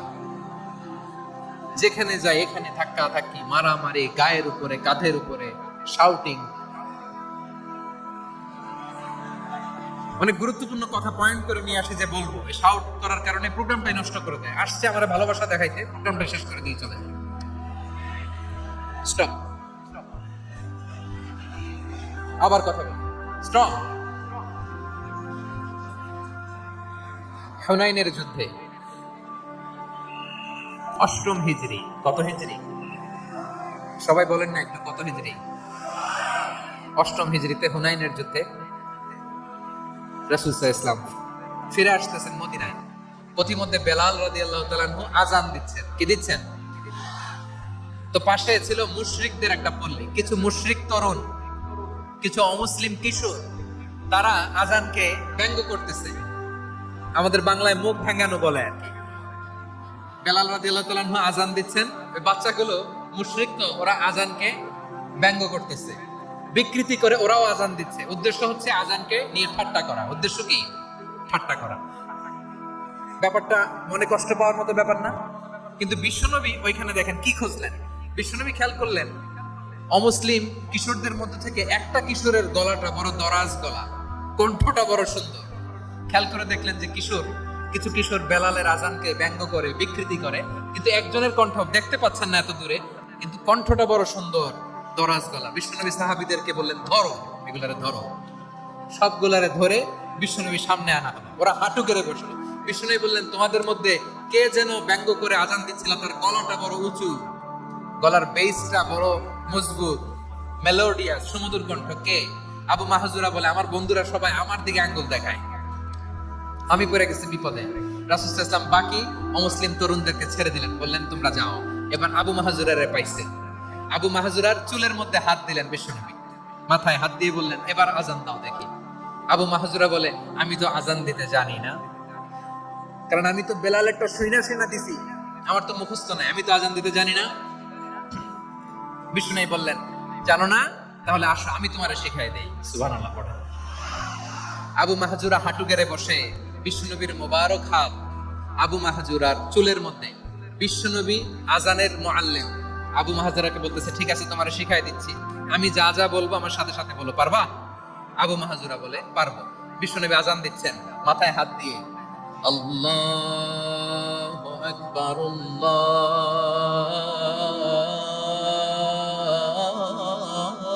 আল্লাহু আকবার। আবু মাহজুরা এই বাক্যটা পড়লেন। বিশ্বনবী দ্বিতীয় বাক্য পড়তে আরম্ভ করলেন, আল্লাহু আকবার আল্লাহু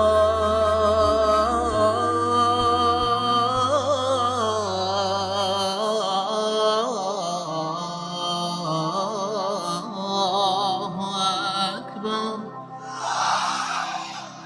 আবু মাহজুরা এই বাক্যটা বললেন। বিশ্বনবী আবু মাহজুরার মাথার মধ্যে হাত দিয়ে তৃতীয় বাক্য বললেন, আশহাদু আল্লা ইলাহা ইল্লাল্লাহ।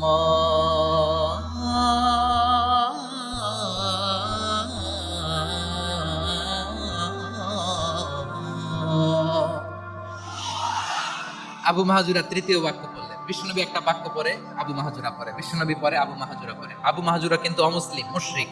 আবু মাহজুরা বলে এক একটা বাক্য পড়ি আমার কলিজাটা গলে ঠান্ডা হয়ে যায়। এতদিন মুহাম্মদকে গালি দিতাম, এখন মুহাম্মদ আমার মাথায় যখন হাত রাখছে আমার সারা শরীর ঠান্ডা হয়ে গেছে। বিশ্বনবী আজান শিখাচ্ছেন, একটা একটা বাক্য পড়ে আবু মাহজুরাও পড়ে, বিশ্বনবী পড়ে আবু মাহজুরাও পড়ে। পুরো বাক্যগুলো যখন শেষ, আজান শেষ, আবু মাহজুরাও যখন পুরো আজান করলেন, আবু মাহজুরা বললেন এতদিন মুহাম্মদের চেহারা দেখলে আমার ঘৃণা লাগতো, আজ থেকে মুহাম্মদের চেহারার চেয়ে প্রিয় চেহারা আমার কাছে নাই। আবু মাহজুরা বললেন ও মুহাম্মদ, আজানের বাক্য তো আপনি আমারে শেখালেন, এখানে শেষ করবেন না, আপনি আমারে পড়ায় দেন লা ইলাহা ইল্লাল্লাহ মুহাম্মাদুর রাসূলুল্লাহ সাল্লাল্লাহু আলাইহি ওয়াসাল্লাম। বিশ্বনবীর সাথে দাঁড়িয়ে উনি শাহাদা পড়ে মুসলমান হয়ে গেলেন। এবার আবু মাহজুরা বলে ইয়া রাসূলুল্লাহ ইয়া হাবিবাল্লাহ, আমি মুমিন হয়েছি, মুসলমান হয়েছি, আপনার কাছ থেকে আজান শিখার সৌভাগ্য আমি লাভ করেছি নবী। আমার কণ্ঠের বড় তারিফ করেছেন আপনি, আমার আজানকে আপনি পছন্দ করেছেন। একটা জিনিস আপনার কাছে চাই, আপনি আমাকে মক্কার মসজিদুল হারামের মুয়াজ্জিন হিসেবে অ্যাপয়েন্ট করে দেন। বিষ্ণু ইসলাম বললেন যাও আবু মাহজুরা, আমি তোমাকে পৃথিবীর শ্রেষ্ঠতম মসজিদ মক্কার মসজিদুল হারামের মুয়াজ্জিন হিসেবে অ্যাপয়েন্ট করে দিলাম। দেখছেন কিভাবে ট্যালেন্ট হান্টিং করতে হয়, কিভাবে হিউম্যান রিসোর্স মানব সম্পদকে ব্যবহার করতে হয়। আসছিল আজানকে ভেঙাইতে, আসছিল কেন?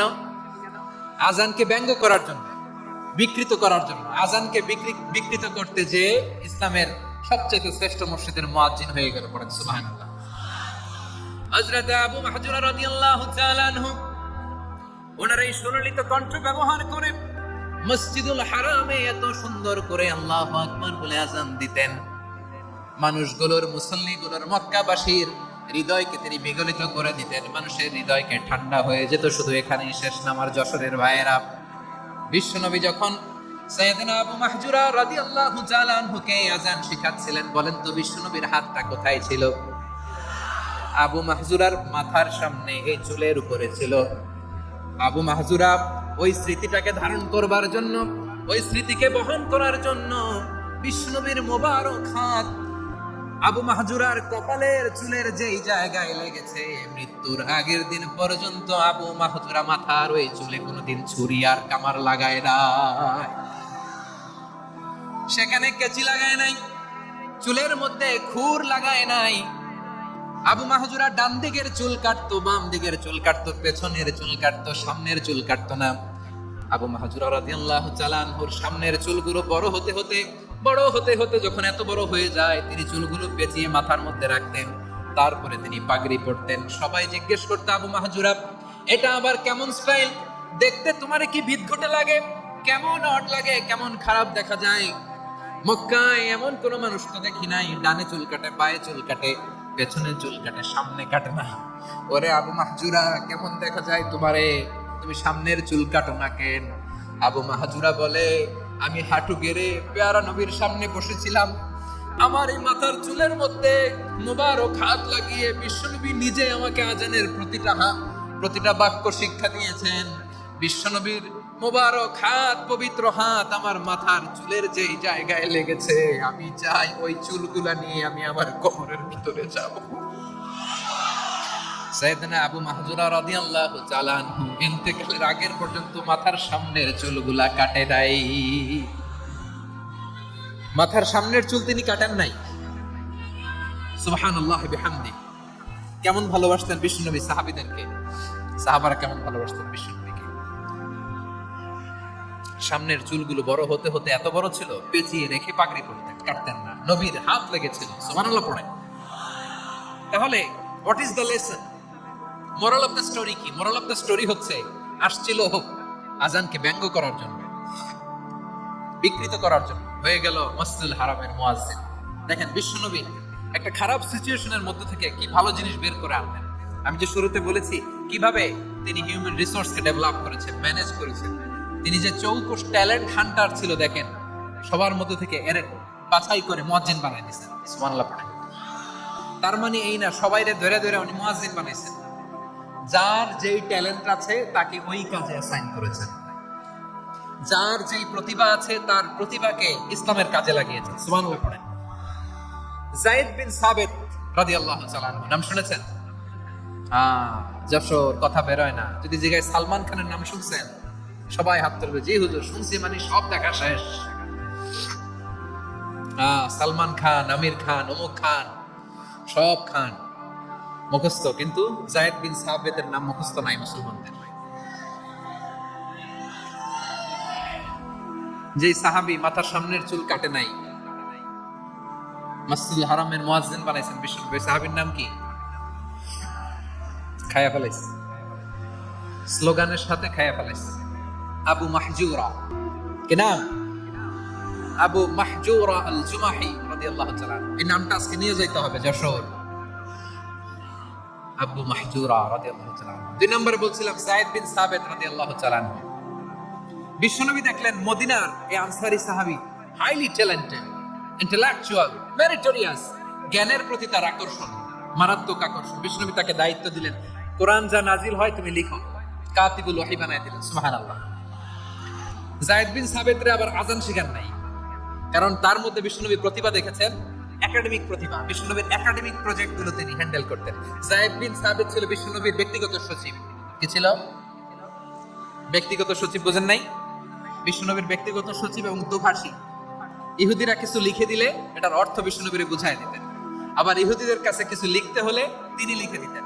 বিশ্বনবী একদিন বললেন, ইন্নী ওয়াল্লাহি মা আমানু ইয়াহুদা আলা কিতাব। ইহুদিরা যে চিঠি পাঠায় অর্থ তো বুঝি না, আরেক ইহুদি আইনে অর্থ করা লাগে।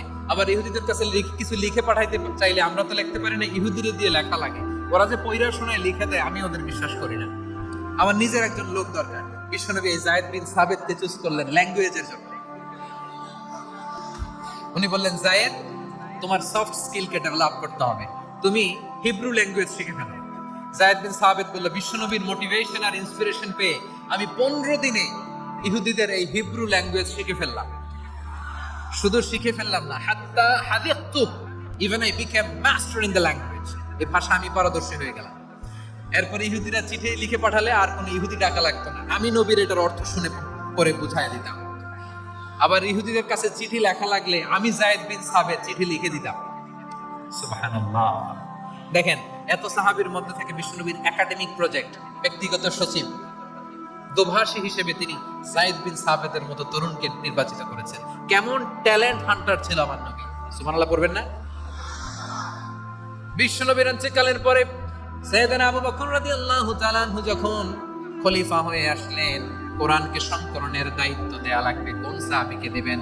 সব সাহাবারা মিলে পরামর্শ করলেন, সাইয়েদনা আবু বকর ওমর সবাই মিলে এই বিশাল কোরআন সংকলনের গুরু দায়িত্ব বিশ্বনবীর ব্যক্তিগত সচিব, বিশ্বনবীর দোভাষী, বিশ্বনবীর সিলেক্ট করাইলো যায়েদ ইবনে সাবিত রাদিয়াল্লাহু তাআলা আনহুকে দিয়েছে।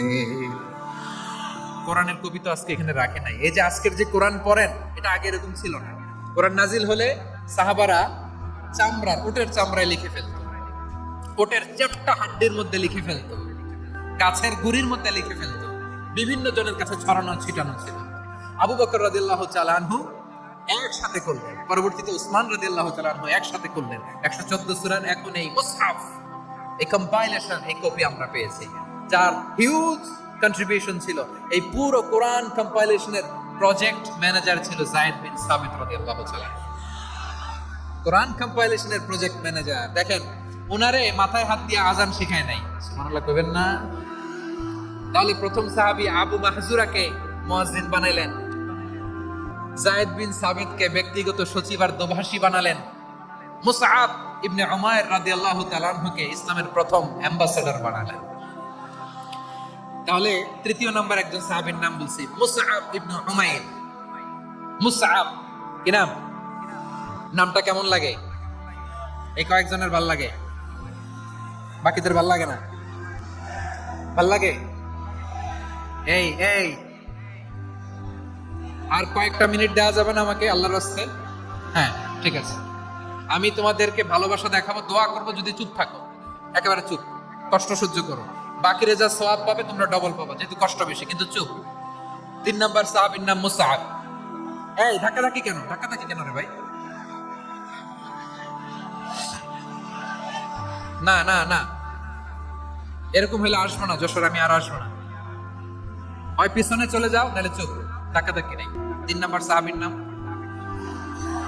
মুসআব। কি নাম? He was the first ambassador in Islam.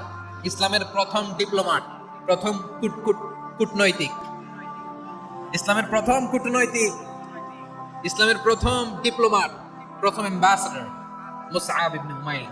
মক্কার তরুণ যুবক, উনি পারফিউম লাগাইলে মানুষ দেখলেই বুঝতো এটা মুসআব লাগাইছে। এমন ড্যাশিং ফেসের ছিল, এমন স্মার্ট ড্যাশিং ফেস, এমন পার্সোনালিটির মানুষ ছিল মুসআব রাদিয়াল্লাহু তাআলা। কারণ যিনি ইসলামের স্পোকম্যান হবেন, মুখপাত্র হবেন, তার স্মার্ট হওয়ার দরকার আছে না নাই?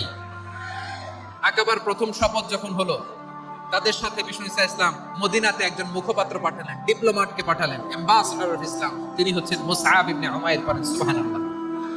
বিশ্বনবী দেখলেন সে অনেক স্মার্ট, তার ডেডিকেশন আছে, সিনসিয়ারিটি আছে, এবং মদিনায় যে আউস খাজরাজ গোত্রের নেতাদের সাথে ডিল করতে হবে, ইহুদিদের সাথে ডিল করতে হবে, ওখানে একজন পাক্কা জানু খেলোয়াড়ের দরকার আছে না নাই?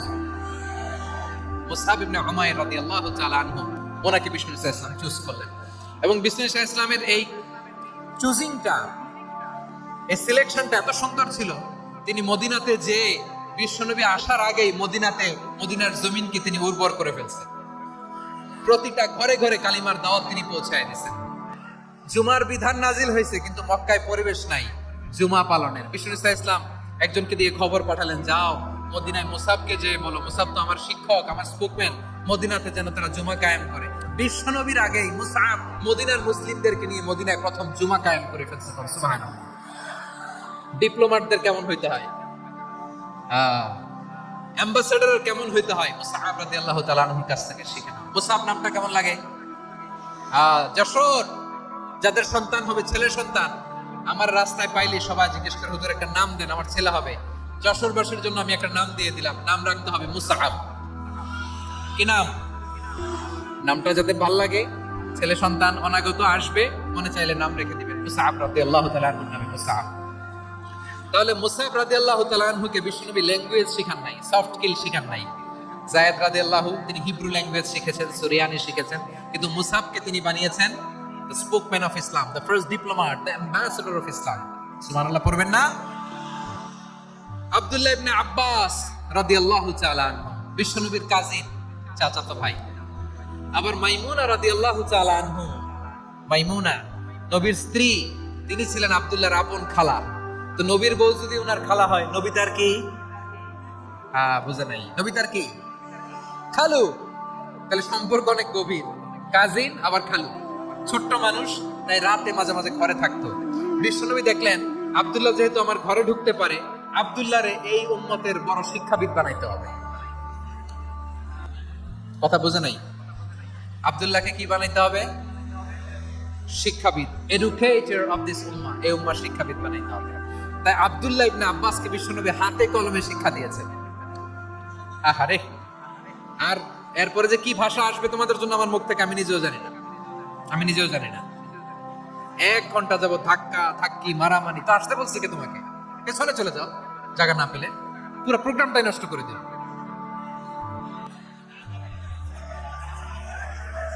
জি, আমার দিকে তাকান, আমি শেষ করে দিচ্ছি। হবে না, ইন্টেলেকচুয়াল আলোচনা এখানে হবে না, আমি বুঝতে পারছি, শেষ করে দিচ্ছি। আব্দুল্লাহ ইবনে আব্বাস রাদিয়াল্লাহু তাআলা মনোযোগ দিয়ে কয়েকটা মিনিট শোনেন, আমি এখনই শেষ করে দিচ্ছি, এরপর আওয়াজ করবে। এই যে এগুলো কি আমি বুঝলাম না। আমি বললাম না সব করা যাবে, বসে যাও, শুয়ে যাও, চলে যাও, আওয়াজ করা যাবে না। অন্যকে বসো এটা বলার দরকার নেই, জাস্ট এদিকে তাকাও। আল্লাহ। আব্দুল্লাহ ইবনে আব্বাস রাদিয়াল্লাহু তাআলা ওনাকে বিশ্বনবী হাতে কলমে শিক্ষা দিয়েছেন, যেহেতু উম্মতের শিক্ষাবিদ হবেন, এডুকেটর হবেন। তো বিশ্বনবী রাতে যখন তাহাজ্জুদ করতেন, ছোট্ট আব্দুল্লাহ ঘরে থাকতো। বুঝতে পেরেছেন? ছোট্ট মানুষ তো ঘরে থাকতো। তো বিশ্বনবী তাহাজ্জুদের জন্য একবার দাঁড়িয়েছেন, ছোট্ট আব্দুল্লাহ ওযু করে দাঁড়াইছে। আচ্ছা বলেন তো, ইমাম আর মুসল্লি মোট যদি 2 জন হয়, একজন ইমাম একজন মুসল্লি, তো মুসল্লি ইমামের কোন দিকে দাঁড়াবে? ডানে দাঁড়াবে। ছোট্ট আব্দুল্লাহ বুঝে নাই, বিশ্বনবী তাহাজ্জুদ শুরু করেছেন, উনি একতেদা করছেন আর দাঁড়াইছেন বায়ে। কোথায় দাঁড়িয়েছেন? আব্দুল্লাহ বলেন, যখন আমি বায়ে দাঁড়ালাম, আখাযা রাসূলুল্লাহ সাল্লাল্লাহু আলাইহি ওয়াসাল্লাম উযুনি আল ইউমনা ইয়াফতিলুহা। বিশ্বনবী নামাজরত অবস্থায় আমার কান ধরে টেনে আমার ডান দিকে এনে দাঁড় করায় দিলেন। পড়েন সুবহানাল্লাহ। দেখেন, হাতে কলমে শিক্ষা। আর জীবনে ভুল হবে? কথা কয় না, আর ভুল হবে? আর ভুল হবে না। এভাবে বিশ্বনবীর অনেক সঙ্গ পেয়েছেন, সফর করেছেন, একই বাহনে বসেছেন, এক বাহনে বসে লম্বা নসিহত করেছেন, বলেছেন, ইয়া গোলাম ইহফাদিল্লাহ ইয়াহফাজকা, ইহফাদিল্লাহ তাজিদহু তুজাহাক, ইযা সাআলতা ফাসআলিল্লাহ ওয়া ইযা ইসতাআনতা ফাসতাইন বিল্লাহ। আল্লাহর বিধান মানো, আল্লাহর বিধান রক্ষা করো, আল্লাহ তোমায় রক্ষা করবে। আব্দুল্লাহ, চাইতে হলে আল্লাহর কাছে চাও, সাহায্য চাইতে হলে আল্লাহর কাছে সাহায্য চাও। মনে রেখো, গোটা বিশ্বের সবাই যদি তোমার সাহায্য করতে চায়, ততটুকুই করতে পারবে যতটুকু আল্লাহ তোমার নসিবে রেখেছে। গোটা বিশ্ব যদি তোমার বিরুদ্ধে ষড়যন্ত্রে দাঁড়িয়ে যায়, ক্ষতি ততটুকু করতে পারবে যতটুকু তোমার জন্য বরাদ্দ আছে, এর বাইরে কিছু করতে পারবে না। আওয়াজ করে বলেন ঠিক কিনা? এভাবে হাতে কলমে শিখিয়েছেন, বিশ্বনবীর সঙ্গ পেয়েছেন। ওনাকে বিষ্ণু ইসলাম শিক্ষাবিদ, এডুকেটর অফ দিস উম্মাহ হিসেবে সিলেক্ট করেছেন, হাতে কলমে শিখিয়েছেন। বিশ্বনবী একবার প্রকৃতির ডাকে সাড়া দিয়ে এসেছেন। এখন কি করতে হবে? নামাজের জন্য ওযু করতে হবে। বিশ্বনবী এসেই দেখেন ওযুর বদনায় পানি ভরা, খুশি হয়ে গেলেন, বললেন, কে রেখেছে পানি? একজন বলল, আব্দুল্লাহ রেখেছে। বিশ্বনবী অত্যন্ত খুশি হলেন, খুশি হয়ে একটা দোয়া করলেন, বললেন, আল্লাহুম্মা ফাক্কিহহু ফিদ্দীন ওয়া আল্লিমহু তা'ওয়ীল। আল্লাহ, তুমি আব্দুল্লাহকে দ্বীনের বুঝ দিও আর কোরআনের তাফসীর শিক্ষা দিও। বিশ্বনবীর এই দোয়া এমন লাগছে, উনি রাইসুল মুফাসসিরিন, এই পৃথিবীতে যত মুফাসসির ছিল, যত মুফাসসির আসবে, সকল মুফাসসিরের সম্রাট হিসেবে স্বীকৃত হয়েছে আব্দুল্লাহ ইবনে আব্বাস। বিশ্বনবী ওনারা আজান শিখান নাই, বিশ্বনবী ওনারা ল্যাঙ্গুয়েজ শিখান নাই, বিশ্বনবী ওনারা অ্যাম্বাসেডর বানান নাই, হাতে কলমে শিক্ষা দিয়েছেন। ছোট্ট মানুষ, বিশ্বনবী ইন্তেকাল করলেন, আবু বকরের সময় গেল, ওমরে ফারুকের খেলাফত, তখনও তিনি তরুণ। ওমরে ফারুক রাদিয়াল্লাহু তাআলা আনহু ওনার ক্যাবিনেট মিনিস্ট্রির বৈঠকে এই আব্দুল্লাহ ইবনে আব্বাসকে পাশ দিয়ে বসা রাখতেন। বয়স্ক সাহাবারা এটা পছন্দ করতো না, তারা বলতো, ঘটনা কি? আব্দুল্লাহর মতো ছেলে নাতি আমাদের আছে, এরা কেন রাখে ওমরে ফারুক? ওমরে ফারুক এটা টের পেলেন, তিনি বুঝতে পারলেন যে ক্যাবিনেট মেম্বাররা এটা পছন্দ করে না, ছোট্ট আব্দুল্লাহরা কেন রাখি, কেন যে রাখি, এটা একদিন বোঝাবো। একদিন মিটিং এ তিনি সবাইকে বললেন, ইযা জাআ নাসরুল্লাহি ওয়াল ফাতহ। এই আয়াত দ্বারা উদ্দেশ্য কি বলেন তো মুরব্বী সাহাবীরা? এক সাহাবী বলেন, এই সূরা দ্বারা উদ্দেশ্য, আল্লাহ বলেছেন আমাদেরকে বিভিন্ন ল্যান্ড, বিভিন্ন এলাকা বিজয় করতে হবে। ওমরে ফারুক বললেন, না, হয়নি। আরেকজন বললেন, বিজয় হওয়ার পর আমাদের বেশি বেশি আল্লাহর বরত্বের ঘোষণা দিতে হবে, এটা উদ্দেশ্য। ওমর ফারুক বললেন না হয় নাই, যারা জিজ্ঞেস করেন কেউ পারে না। সব শেষে বিশ্বনবী ছোট্ট আব্দুল্লাহরে বলেন, আব্দুল্লাহ ইদা জা নাসরুল্লাহি ওয়াল ফাত, এর দ্বারা উদ্দেশ্য কি বলো তো? ছোট্ট আব্দুল্লাহ বলেন, হুয়া আজালু রাসূলিল্লাহ, এই আয়াত দ্বারা বিশ্বনবীর বিদায়কে উদ্দেশ্য নেওয়া হয়েছে। ওমর ফারুক বলেন, হাযা হুয়া, এটাই তো সঠিক উত্তর, এটাই সঠিক তাফসীরে আয়াতের। কারণ ইদা জা নাসরুল্লাহি ওয়াল ফাত, যখন আল্লাহর সাহায্য আর বিজয় আসবে, ওয়া রাআইতান নাসা ইয়াদখুলুনা ফি দীনিল্লাহি আফওয়াজা, আপনি দেখবেন দলে দলে ঢলে ঢলে বানের পানির মতো মানুষ ইসলামের দিকে ঢুকতেছে, ইসলামের বিজয় হয়েছে। তো ইসলামের বিজয়ের মিশন নিয়ে নবী আসছে, বিজয়ী যখন হয়ে গেছে এখন তো নবীর বিদায় হবে। জোরে বলেন ঠিক কিনা? কোন সাহাবী এই সূক্ষ্ম কথাটা ধরতে পারে নাই, ওই আব্দুল্লাহ ছাড়া। আব্দুল্লাহ যখন উত্তর দিছে সব সাহাবীদের টনক নড়েছে। এরপর থেকে কোন ক্যাবিনেট মিটিং এ আর কোন সাহাবারা কোনো প্রশ্ন করে নাই, আওয়াজ করে পড়েন সুবহানাল্লাহ। বিশ্বনবী আব্দুল্লাহ ইবনে আব্বাসকে এডুকেটর অফ দ্য উম্মাহ, উম্মার শিক্ষাবিদ হিসেবে গ্রহণ করেছেন। আওয়াজ করে পড়তে হবে আল্লাহু আকবার। সাহাবীদের নামগুলো মনে থাকবে। 1 নম্বরে আবু মাহজুরা, মুয়াজ্জিন বানাইছেন। যায়েদ ইবনে সাবিত, দোভাষী, ট্রান্সলেটর অফ প্রফেট, এবং তিনি ছিলেন বিশ্বনবীর ব্যক্তিগত সচিব। Musab ibne Umair, the first ambassador and diplomat of Islam. Abdullah ibne Abbas, এই উম্মার সবচেয়ে বড় এডুকেটর, শিক্ষাবিদ। আরেকজন ছিল আব্দুল্লাহ ইবনে মাসউদ রাদিয়াল্লাহু তাআলা। দুই আব্দুল্লাহ, আব্বাস গেল, আরেকজন হচ্ছে মাসউদ। মক্কার তরুণ, ছাগল পালতো মুশরিকের বিশ্বনবী আর আবু বকর রাদিয়াল্লাহু তাআলা আনহু একবার গেলেন, যে দেখে এই তরুণ দাঁড়ায় আছে। বিশ্বনবী বলেন, আমি খুব ক্ষুধার্ত, তোমার কাছে কি দুধ আছে ছাগলের? আব্দুল্লাহ ইবনে মাসউদ বলে, আছে। ওয়ালাকিন আনা মু'তামান, যে দুধ আছে এটা আমানতের, আমি দিতে পারবো না। বিশ্বনবী এইটা শুনে তারা টার্গেট করে ফেলছে। আনা মু'তামান, দুধ আছে কিন্তু এটা আমার মালিকের, আমি তো দরদ দেখাই, আমার মালিকের দুধ, আপনি পথিক, আপনারা দিতে পারি না। বিশ্বনবী টার্গেট করে ফেলছেন, এরে আমার কাছে লাগাইতে হবে। বিশ্বনবী বলেন, আচ্ছা ঠিক আছে, দুধ দিও না, কিন্তু এমন ছাগি আছে কিনা যেই ছাগির সাথে কোনো ছাগলের মিলন হয় নাই, তার ওলানে দুধও আসে নাই, বাচ্চাও নাই, এরকম ছাগির থেকে যদি আমি দুধ খাই তাহলে তো সমস্যা নাই। বলতেছে, এরকম ছাগির থেকে দুধ খাইলে সমস্যা নাই, কারণ এরকম ছাগির ওলান থেকে দুধ আসবেও না। বলতেছে, ঠিক আছে, এরকম একটা ছাগি নিয়ে আস। নিয়ে আসা হলো। বিশ্বনবী বিসমিল্লাহ বলে ওই ছাগির ওলানে হাত দিলেন। হাত দিতে দেরি, পুরো ওলানটা দুধে ভরে যেতে দেরি হয় না। বিশ্বনবী আর আবু বকর রাদিয়াল্লাহু তাআলা আনহু দহন করে পেট ভরে খেলেন। এই দৃশ্য আব্দুল্লাহ ইবনে মাসউদের হৃদয়ে দাগ কাটলো। এই মুজিজা দেখে তিনি বললেন, আশহাদু আল্লা ইলাহা ইল্লাল্লাহ ওয়া আশহাদু আন্না মুহাম্মাদার রাসূলুল্লাহ। তিনি ষষ্ঠ মুসলিম ছিলেন, 6 নম্বর মুসলমান। ওনাকে টার্গেট করে বিশ্বনবী দেখলেন এমন ইন্টেলেকচুয়াল ব্রেন, উনি সূক্ষ্ম সূক্ষ্ম জিনিস বুঝে বেশি, ফিকহি জ্ঞান ওনার মধ্যে বেশি। বিশ্বনবী ওনাকে কোরআনের জ্ঞান শিক্ষা দিতে লাগলেন। উনি বিশ্বনবী সবার কাছে কোরআন শোনায়, কিন্তু বিশ্বনবী নিজে আব্দুল্লাহ ইবনে মাসউদের কাছ থেকে কোরআন শুনতো। বিশ্বনবী একবার বললেন, ইকরা আলাইয়া ইয়া মাসউদ, ইবনে মাসউদ একবার শোনাও তো কোরআন দেখি। আব্দুল্লাহ ইবনে মাসউদ বলে, আকরা ওয়া আলাইকা ওয়া আলাইকা উনজিল, নবী আপনার উপর কোরআন নাজিল হয় আর আমি আপনার সামনে কোরআন পড়বো। বিশ্বনবী বললেন, ইন্নী উহিব্বু আন আসমাআহু মিন গায়রি, আমি নিজে পড়তে যেমনি ভালোবাসি, অন্য পড়ুক আমি শুনবো, এটাও আমি ভালোবাসি। সূরা নিসা তিনি তেলাওয়াত করে শুনিয়েছেন। এমন সূক্ষ্ম সূক্ষ্ম বিষয় বিশ্বনবী ওনাকে ধরিয়ে দিয়েছেন। উনি হয়ে গিয়েছেন আব্দুল্লাহ ইবনে আব্বাস, হয়েছেন রাইসুল মুফাসসিরিন, উনি হয়ে গিয়েছেন ফাকিহুল উম্মাহ। ওনার চাইতে বড় ফকিহ এই পৃথিবী আর দেখবে না। চিল্লায় বলেন সুবহানাল্লাহ। উনি বলতেন, ওয়াল্লাহি ওয়াল্লাহি ইল্লাযী লা ইলাহা গায়রু মা উনজিলাত সূরাতুন ইল্লা ওয়া আনা আ'লামু আইনা উনজিলাত ওয়া ফীমা উনজিলাত।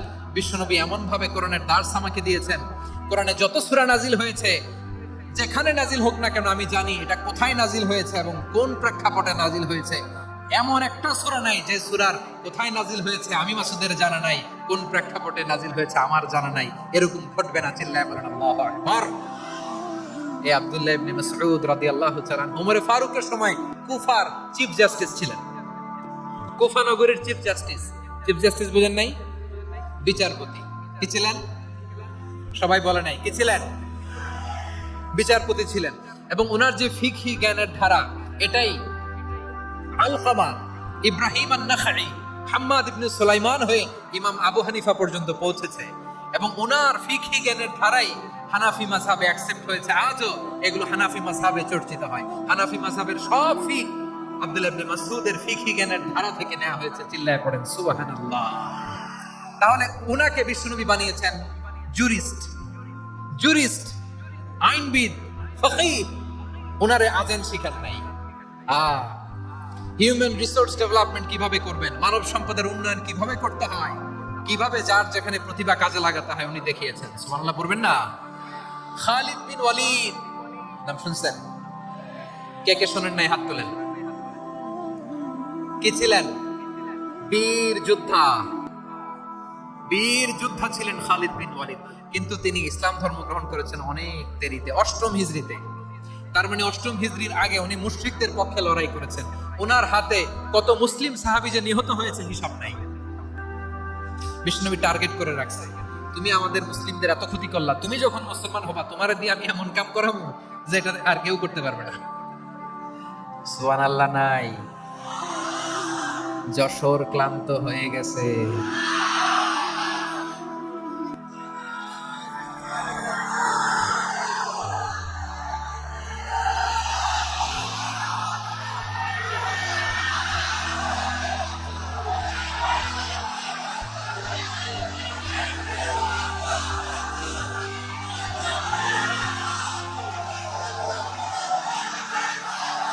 মাশাআল্লাহ, বসুন বসুন বসুন। খালিদ বিন ওয়ালিদ রাদিয়াল্লাহু তাআলা 8ম হিজরিতে মুসলিম হয়েছে, মক্কা বিজয়ের আগে। তো মক্কা বিজয়ের আগে যখন মুসলিম হয়েছেন, এর আগে কি করছেন? কাফিরদের সাথে যুদ্ধ করেছেন। উনি উহুদের যুদ্ধে মুসলমানদের যে পরাজয় ভাব, কঠিন পরিস্থিতির মুখোমুখি উনার কারণে পেছন থেকে এমন আতর্কিত আক্রমণ করেছেন, মুসলমানদেরকে কচুকাটা করেছেন। 8ম হিজরিতে আল্লাহ তাআলা হেদায়েতের নূর দিয়ে ওনার হৃদয়টাকে উজালা করে দিলেন। লা ইলাহা, এটা এমন বাণী যার হৃদয়ে একবার টাচ খাবে, এইটা থেকে সে আর পালিয়ে বেরাতে পারে। ঝিনুকের ভেতর লুকিয়ে থাকে যেমন মতি, ঝিনুকের ভেতর লুকিয়ে থাকে যেমন মতি, কালমা শাহাদাতে আছে আল্লাহর জ্যোতি, কালমা শাহাদাতে আছে আল্লাহর জ্যোতি। ঠিক কিনা বলেন? মক্কা বিজয়ের আগে মুসলিম হলেন, হওয়ার পরেই বিশ্বনবীর টার্গেট ফুলফিল হলো। ওই যে টার্গেট করে রেখেছেন আর দোয়া করেছেন, খালিদ বিন ওয়ালিদ যদি মুসলিম হয় তাকে আমি মিলিটারি চিফ বানাবো। ওনাকে আজান শিখান নাই, ওনারে কান ধইরা নামাজের এই মাথা থেকে ওই মাথা আনান নাই, ফিকহি কোরআনের সূক্ষ্ম তাফসীর ওনারে শিখান নাই, অ্যাম্বাসেডর বানান নাই। বিষ্ণু ইসলাম ওনাকে সামরিক অভিযানে প্রেরণ করেছেন। সামরিক অভিযানে তিনি প্রেরণ করেছেন। ওনার জীবদ্দশায় ওনার নেতৃত্বে যতগুলো যুদ্ধ হয়েছে, একটা যুদ্ধেও তিনি পরাজয় বরণ করেন নাই। ওমরে ফারুকের সময়কালে তিনি চিফ অফ মুসলিম মিলিটারি, মানে মুসলিম সেনাপতি হয়েছেন। যশোর আওয়াজ করো, ঠিক কিনা বলো? সেনাপতি, মুসলিম সেনাপতি। তাহলে কিভাবে হিউম্যান রিসোর্স ব্যবহার করতে হয় গোটা বিশ্ব আমার নবীর কাছ থেকে শিখে নাও। খালিদ বিন ওয়ালিদ, ওনাকে বিশ্বনবী একটা উপাধি দিয়েছেন। উপাধিটা হচ্ছে সাইফুল্লাহিল মাসলুল, আল্লাহর নাঙ্গা তরবারি, আল্লাহর খোলা তরবারি, দ্য ওপেন সোর্ড অফ আল্লাহ। খালিদ বিন ওয়ালিদ মুসলিম সেনাপতি। হাসান বিন সাবিত নাম শুনছেন? দেখি উনি কি ছিল বলেন? রাসূলের সভাকবি, কালচারাল হিজিমনিকে ডিফিট করার জন্য। উনি ভালো অস্ত্র চালানো জানতেন না, ওই কাজে উনি যেতেন না। ওনার ছিল কাব্য প্রতিভা। কাফিররা কবিতা দিয়ে নবীকে গালি দিত। বিশ্বনবী বলতেন, ইয়া হাসান আজিব আন রাসূলিল্লাহ, তুমি নবীর হয়ে কাফেরদের এই কথাগুলোর জবাব দাও। বিশ্বনবীর একটা মিম্বার ছিল। বিশ্বনবীর মিম্বারের পাশাপাশি মসজিদে নববীতে এই হাসান বিন সাবিতের জন্য বিশ্বনবী একটা স্পেশাল মিম্বার বানিয়ে দিয়েছে। এখান থেকে তুমি জবাব দাও। এবং বিশ্বনবী বলেছেন, আল্লাহুম্মা আইয়িদহু বিরূহিল কুদুস। আল্লাহ, হাসান আমার পক্ষে জবাব দেয়, তুমি জিব্রাইল মারফত তাকে সাহায্য পাঠায়া দিও। রাসূল সাল্লাল্লাহু আলাইহি ওয়াসাল্লামের সভাকবি, the poet of the prophet, নবীর কবি। তিনি কবিতা দিয়ে, এমন উচ্চাঙ্গের ভাষায় কবিতা দিয়ে তিনি জবাব দিতেন, কাফিরদের গা শিহরে যেত, তাদের হৃদয়ে আগুন ধরে যেত। তাহলে এরকম কবিরও দরকার আছে না নাই? এখন যাকে আল্লাহ দিছে কাব্য প্রতিভা, এর যদি আপনি যুদ্ধের ময়দানে পাঠান হবে? যারে দিছে সুরেলা গলা, এর যদি অ্যাম্বাসেডর বানান হবে না। হাসান বিন সাবিত ছিলেন বিষ্ণু ইসলামের কবি। হুযায়ফা ইবনুল ইয়ামান বিশ্বনবীর গোয়েন্দা বিভাগের প্রধান। কিসের প্রধান? হুযায়ফা ইবনুল ইয়ামান ওনার ছিল ডিটেকটিভ মাইন্ড, গোয়েন্দা বিভাগের প্রধান, এবং উনি হচ্ছেন সাহিবু সিররি রাসূলিল্লাহ, রাসূল সাল্লাল্লাহু আলাইহি ওয়াসাল্লামের গোপন তথ্যের ধারক বাহক। নবীর যেই কথা কেউ জানে না সব হুযায়ফার পেটের ভিতরে ছিল। সুবহানাল্লাহ পড়েন। মদিনার যত ইহুদিদের একটা লিস্ট ছিল, এই লিস্ট শুধু দুইজন জানতো, বিশ্বনবী আর হুযায়ফা। সুবহানাল্লাহ বলবেন না? তাহলে উনাকে কোন দায়িত্ব দিছে? কোন বিভাগ? যশোর। আওয়াজ করো, কোন বিভাগ? গোয়েন্দা বিভাগের হেড ছিল। খন্দকের যুদ্ধে প্রচন্ড আজকের মতো শৈত্য প্রবাহ, মাটি খনন করতে করতে সাহাবীদের পেটে ক্ষুধা নাই, দাঁড়াইতে পারে না নামাজের জন্য, এত ক্লান্ত, ক্ষুধা, ক্লান্ত, শ্রান্ত। বিশ্বনবী বললেন, কে আছো এই কঠিন শীত, এই ভয় আর ক্ষুধার মধ্যেও খন্দকের পরীক্ষার টপকে শত্রু শিবিরে যে আমাকে তথ্য দিবা, কে আছো? কারো গায়ে শক্তিই নাই যে দাঁড়াবে, কেউ দাঁড়ায় না। বিশ্বনবী তখন নিজে হুযায়ফাকে ডাক দিলেন, হুযায়ফা, যে আমাকে আজকে শত্রু শিবিরের তথ্য এনে দিবে সে জান্নাতে আমার মরাফাকা, আমার সঙ্গী হবে। হুযায়ফা রাদিয়াল্লাহু ইবনুল ইয়ামান জীবনের ঝুঁকি নিয়ে এই ক্ষুধা, শৈত্য প্রবাহ, কোল্ড ওয়েভস কে উপেক্ষা করে পরীক্ষা টপকে শত্রু শিবিরে যে সবার কথাগুলো চুপে চুপে শুনে বিশ্বনবীর দরবারে এসে গোয়েন্দাদের মতো তথ্য সরবরাহ করেছে। বিশ্বনবীর গোয়েন্দা বিভাগের প্রধান হুযায়ফা ইবনুল ইয়ামান ইন্টেলিজেন্স বিভাগ চালাতেন। মুনাফিকদের নাম ওনার কাছে ছিল। মুআয ইবনে জাবাল মদিনা রাষ্ট্রের সবচেয়ে সিনিয়র আমলা ছিলেন। আমলাতন্ত্র চিনেন তো? প্রশাসনিক কাজ যারা চালায়, অ্যাডমিনিস্ট্রেশন বোঝেন না? The department of administration. মদিনার রাষ্ট্রের সিনিয়র আমলা মুআয ইবনে জাবাল মুতাখাসসিসুন ফিল হালাল ওয়াল হারাম, হালাল হারামের স্পেশালিস্ট ছিলেন। বিশ্বনবী উনাকে ইয়ামানের গভর্নর করে পাঠায়েছেন। বলেছেন, ইন্নাকা তা'তি কওমান আহলা কিতাব, এমন গোষ্ঠীর কাছে যাবা ইহুদি নাসারা, আগে শাহাদা পড়লে এরপর নামাজের দাওয়াত দিও, নামাজ পড়লে যাকাতের দাওয়াত দিও। গভর্নরের অ্যাটিটিউড যেমন থাকে তেমন অ্যাটিটিউড ধরে রেখে সুবহানাল্লাহ পড়েন। তাহলে মুআয ইবনে জাবালকে দিয়ে বিশ্বনবী কবিতা লেখায় নাই, চিঠি লেখায় নাই, আযান দেওয়ায় নাই। সুবহানাল্লাহ পড়বেন না? সব শেষ সাহাবী বলি আবু হুরায়রা রাদিয়াল্লাহু তাআলা, নাম শুনছেন? বিড়ালের বাবা। কি করতেন? খালি হাদিস মুখস্থ করতেন। উনি বলতেন, আলজামু রাসূলুল্লাহ আলা মিলই বাতনি, আমার শুধু পেটের ক্ষুধার বন্দোবস্ত হইলে আমি নবীর সঙ্গ ছাড়তাম না। আমার আনসার সাহাবারা ক্ষেত খামারের কাজ করতো, আমার মুহাজির সাহাবারা ব্যবসা করতো, আর আমি নবীর সাথে সাথে থাকতাম।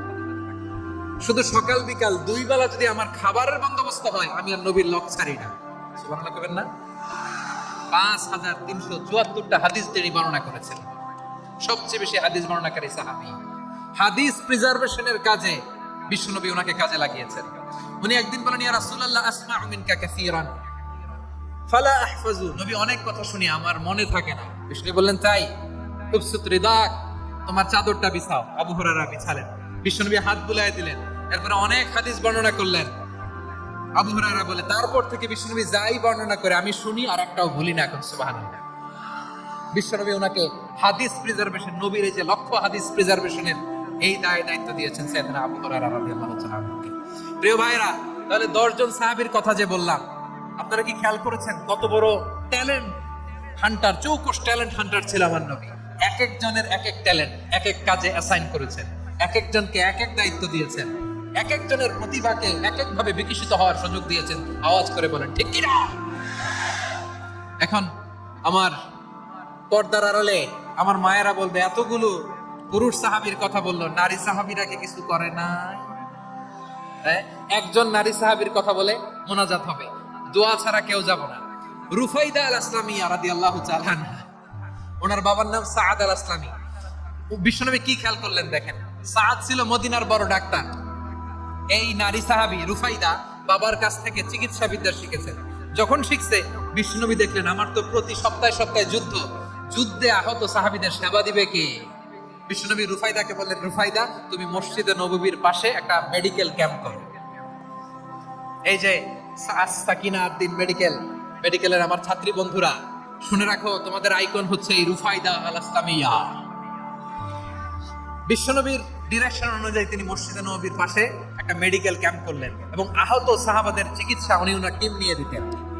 বিশ্বনবীর পরামর্শে উনি আনসারি এবং মুহাজির মহিলা সাহাবীদেরকে নিয়ে একটা স্পেশাল মেডিকেল টিম গঠন করলেন। খায়বার যুদ্ধে 7ম হিজরিতে যখন বিশ্বনবী যায়, উনি ওনার টিম নিয়ে আসলেন, বললেন, ইয়া রাসূলুল্লাহ, আমরা তো তলোয়ার চালাতে পারি না, আমরা তো তীর মারতে পারি না, আপনি যদি অনুমতি দেন খায়বার অভিযানে আমি আমার টিম নিয়ে মেডিকেল টিমের সেবাটা সার্ভিসটা দিতে চাই। পড়েন সুবহানাল্লাহ। বিশ্বনবী অনুমতি দিলেন। যোদ্ধা সাহাবীদের সাথে রুফাইদা আল ইসলামিয়া উনিও মেডিকেল টিম নিয়ে অগ্রসর হলেন। খায়বারের প্রতিটা আহত ইনজুর্ড সাহাবী যারা ইনজুরি শিকার হয়েছেন সবাই রুফাইদা আল ইসলামিয়ার এই মেডিকেল ক্যাম্প থেকে চিকিৎসা সহায়তা পেয়েছেন। সুবহানাল্লাহ পড়েন। দেখেন কিভাবে বিশ্বনবী ট্যালেন্ট বাছাই করতেন, আপনি অবাক হবেন।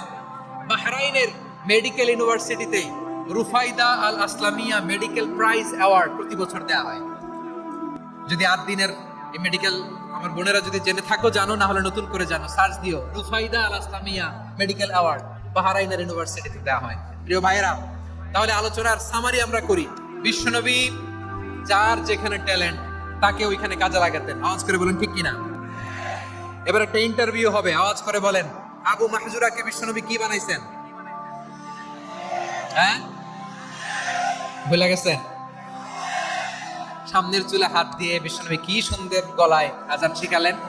মুয়াজ্জিন যায়েদ বিন সাবিতকে একাডেমিক প্রজেক্টের দায়িত্ব দিয়েছেন, তিনি ছিলেন বিশ্বনবীর দোভাষী ব্যক্তিগত সচিব। Musab ibne Umair the first ambassador of Islam. Abdullah ibne Abbas উম্মার বড় শিক্ষাবিদ মুফাসসির।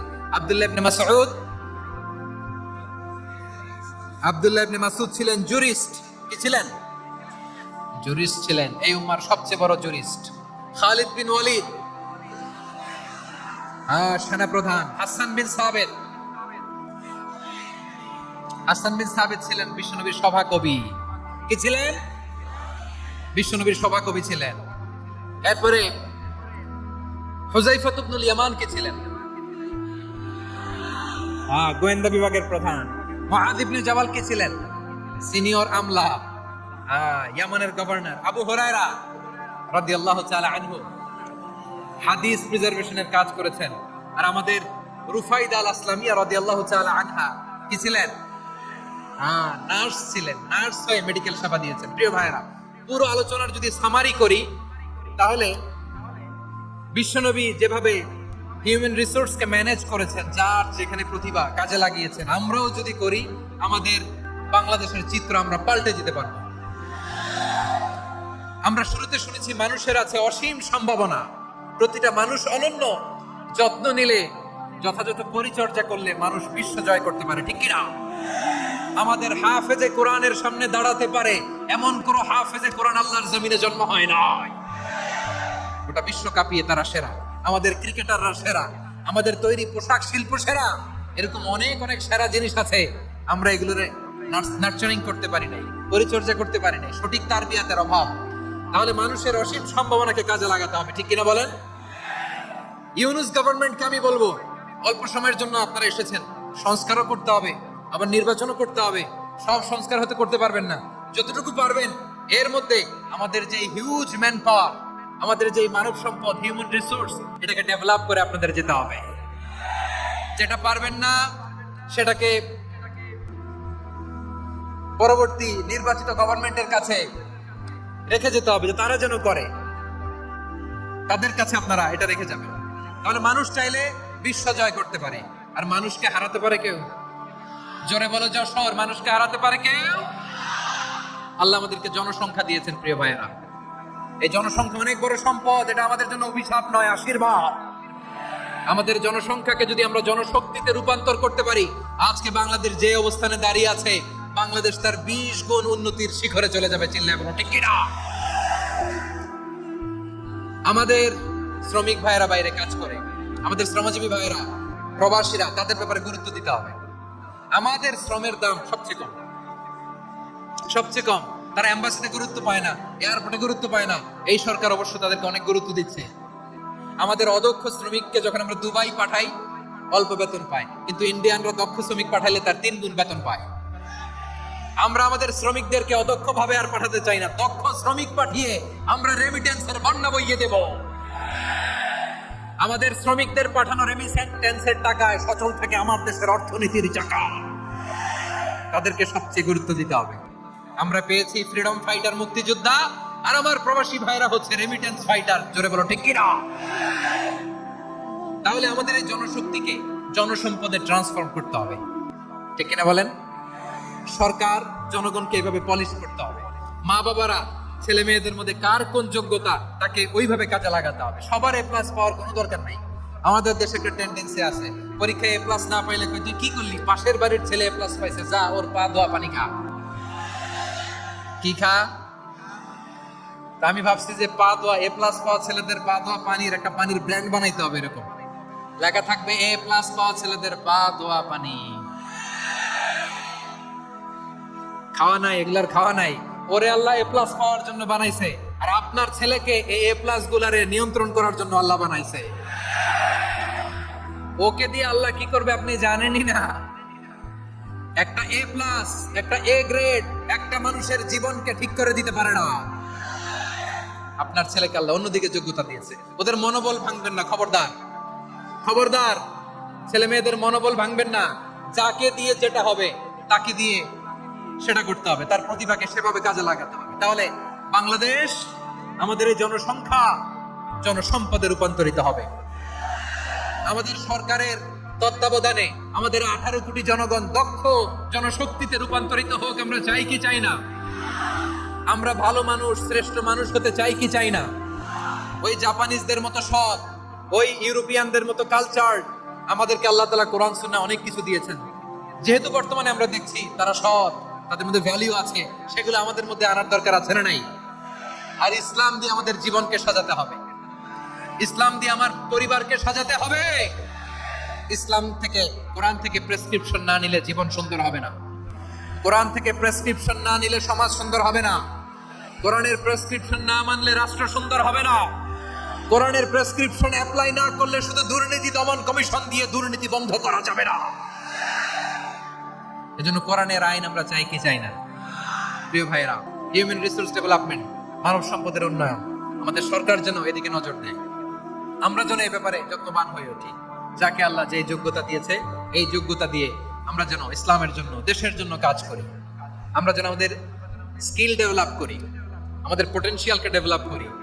মোরালিটি, ভ্যালিউজ নিয়ে শায়েখ আহমদুল্লাহ আলোচনা করেছেন, এগুলো দিয়ে যেন আমরা আমাদেরকে সাজাই। আল্লাহ তাআলা আমাদের দেশকে তুমি নিরাপদ করো, আমরা পড়ি আমিন। আল্লাহ আমার 18 কোটি জনগণকে তুমি জনশক্তিতে রূপান্তরিত করো, আমিন। আল্লাহ আমরা হাতে হাত রেখে, কাঁধে কাঁধ মিলিয়ে ভাইয়ে ভাইয়ে যেন এই দেশকে করতে পারি, আল্লাহ তুমি তৌফিক দান করো, আমরা পড়ি আমিন। আমার প্রিয় মহিউদ্দিন ভাই বলেছেন, হুজুর এমন একটা ঘোষণাপত্র দিয়ে যাবেন আজকের এই ঐতিহাসিক যশোরের প্রোগ্রামে, যেটা গোটা বাংলাদেশে মানুষ এটার উপর আমল করে। আমি যে কথাটা বলেছি এটাই, আসুন আমরা আমাদের জনসংখ্যাকে জনসম্পদে ট্রান্সফর্ম করি। আমাদের জনসংখ্যাকে আমরা যেন জনশক্তিতে রূপান্তরিত করি। জনসংখ্যাকে ট্রান্সফর্ম করে জনশক্তি দিয়ে আমরা যেন আগামীর বাংলাদেশ, স্বাধীন বাংলাদেশ 2.0 কে গড়ে তুলি। আল্লাহ তাআলা আমাদের সবাইকে কথাগুলো বোঝার, আমল করার তৌফিক দান করুন। এই জেনজি, ক্ষমা করে দিও আমাকে, অনেক ধমক দিছি, বকা দিছি। আল্লাহ তোমাদেরকে করুক, কবুল করুক, যশোরবাসীকে কবুল করুক, হাত দিনকে কবুল করুক, এই মেডিকেল কলেজকে কবুল করুক, ইসলামের জন্য বাদ ভাঙা এই জোয়ার এবং উচ্ছ্বাসকে আল্লাহ তাআলা কবুল করুক। হাযা মা ইনদি ওয়াল ইলমু ইনদাল্লাহ, আলাইহি তাওয়াক্কালতু ওয়া ইলাইহি উনীব। সুবহানাকাল্লাহুম্মা ওয়া বিহামদিকা আশহাদু আল লা ইলাহা ইল্লা আনতা আস্তাগফিরুকা ওয়া আতুবু ইলাইক। আল্লাহুম্মা আমিন। রব্বানা ظلمنا أنفسنا وإن لم تغفر لنا وترحمنا لنكونن من الخاسرين. ربنا آتنا في الدنيا حسنة وفي الآخرة حسنة وقنا عذاب النار. ও বিশাল আকাশের মালিক, বিশাল জমিনের মালিক, তোমার আকাশ বাতাসের তুলনায় আমাদের হাত দুইটা বড় ছোট্ট রে আল্লাহ।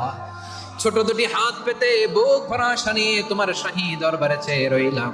আমাদের জিন্দেগির গুনাহ খাতা তুমি মাফ করে দাও।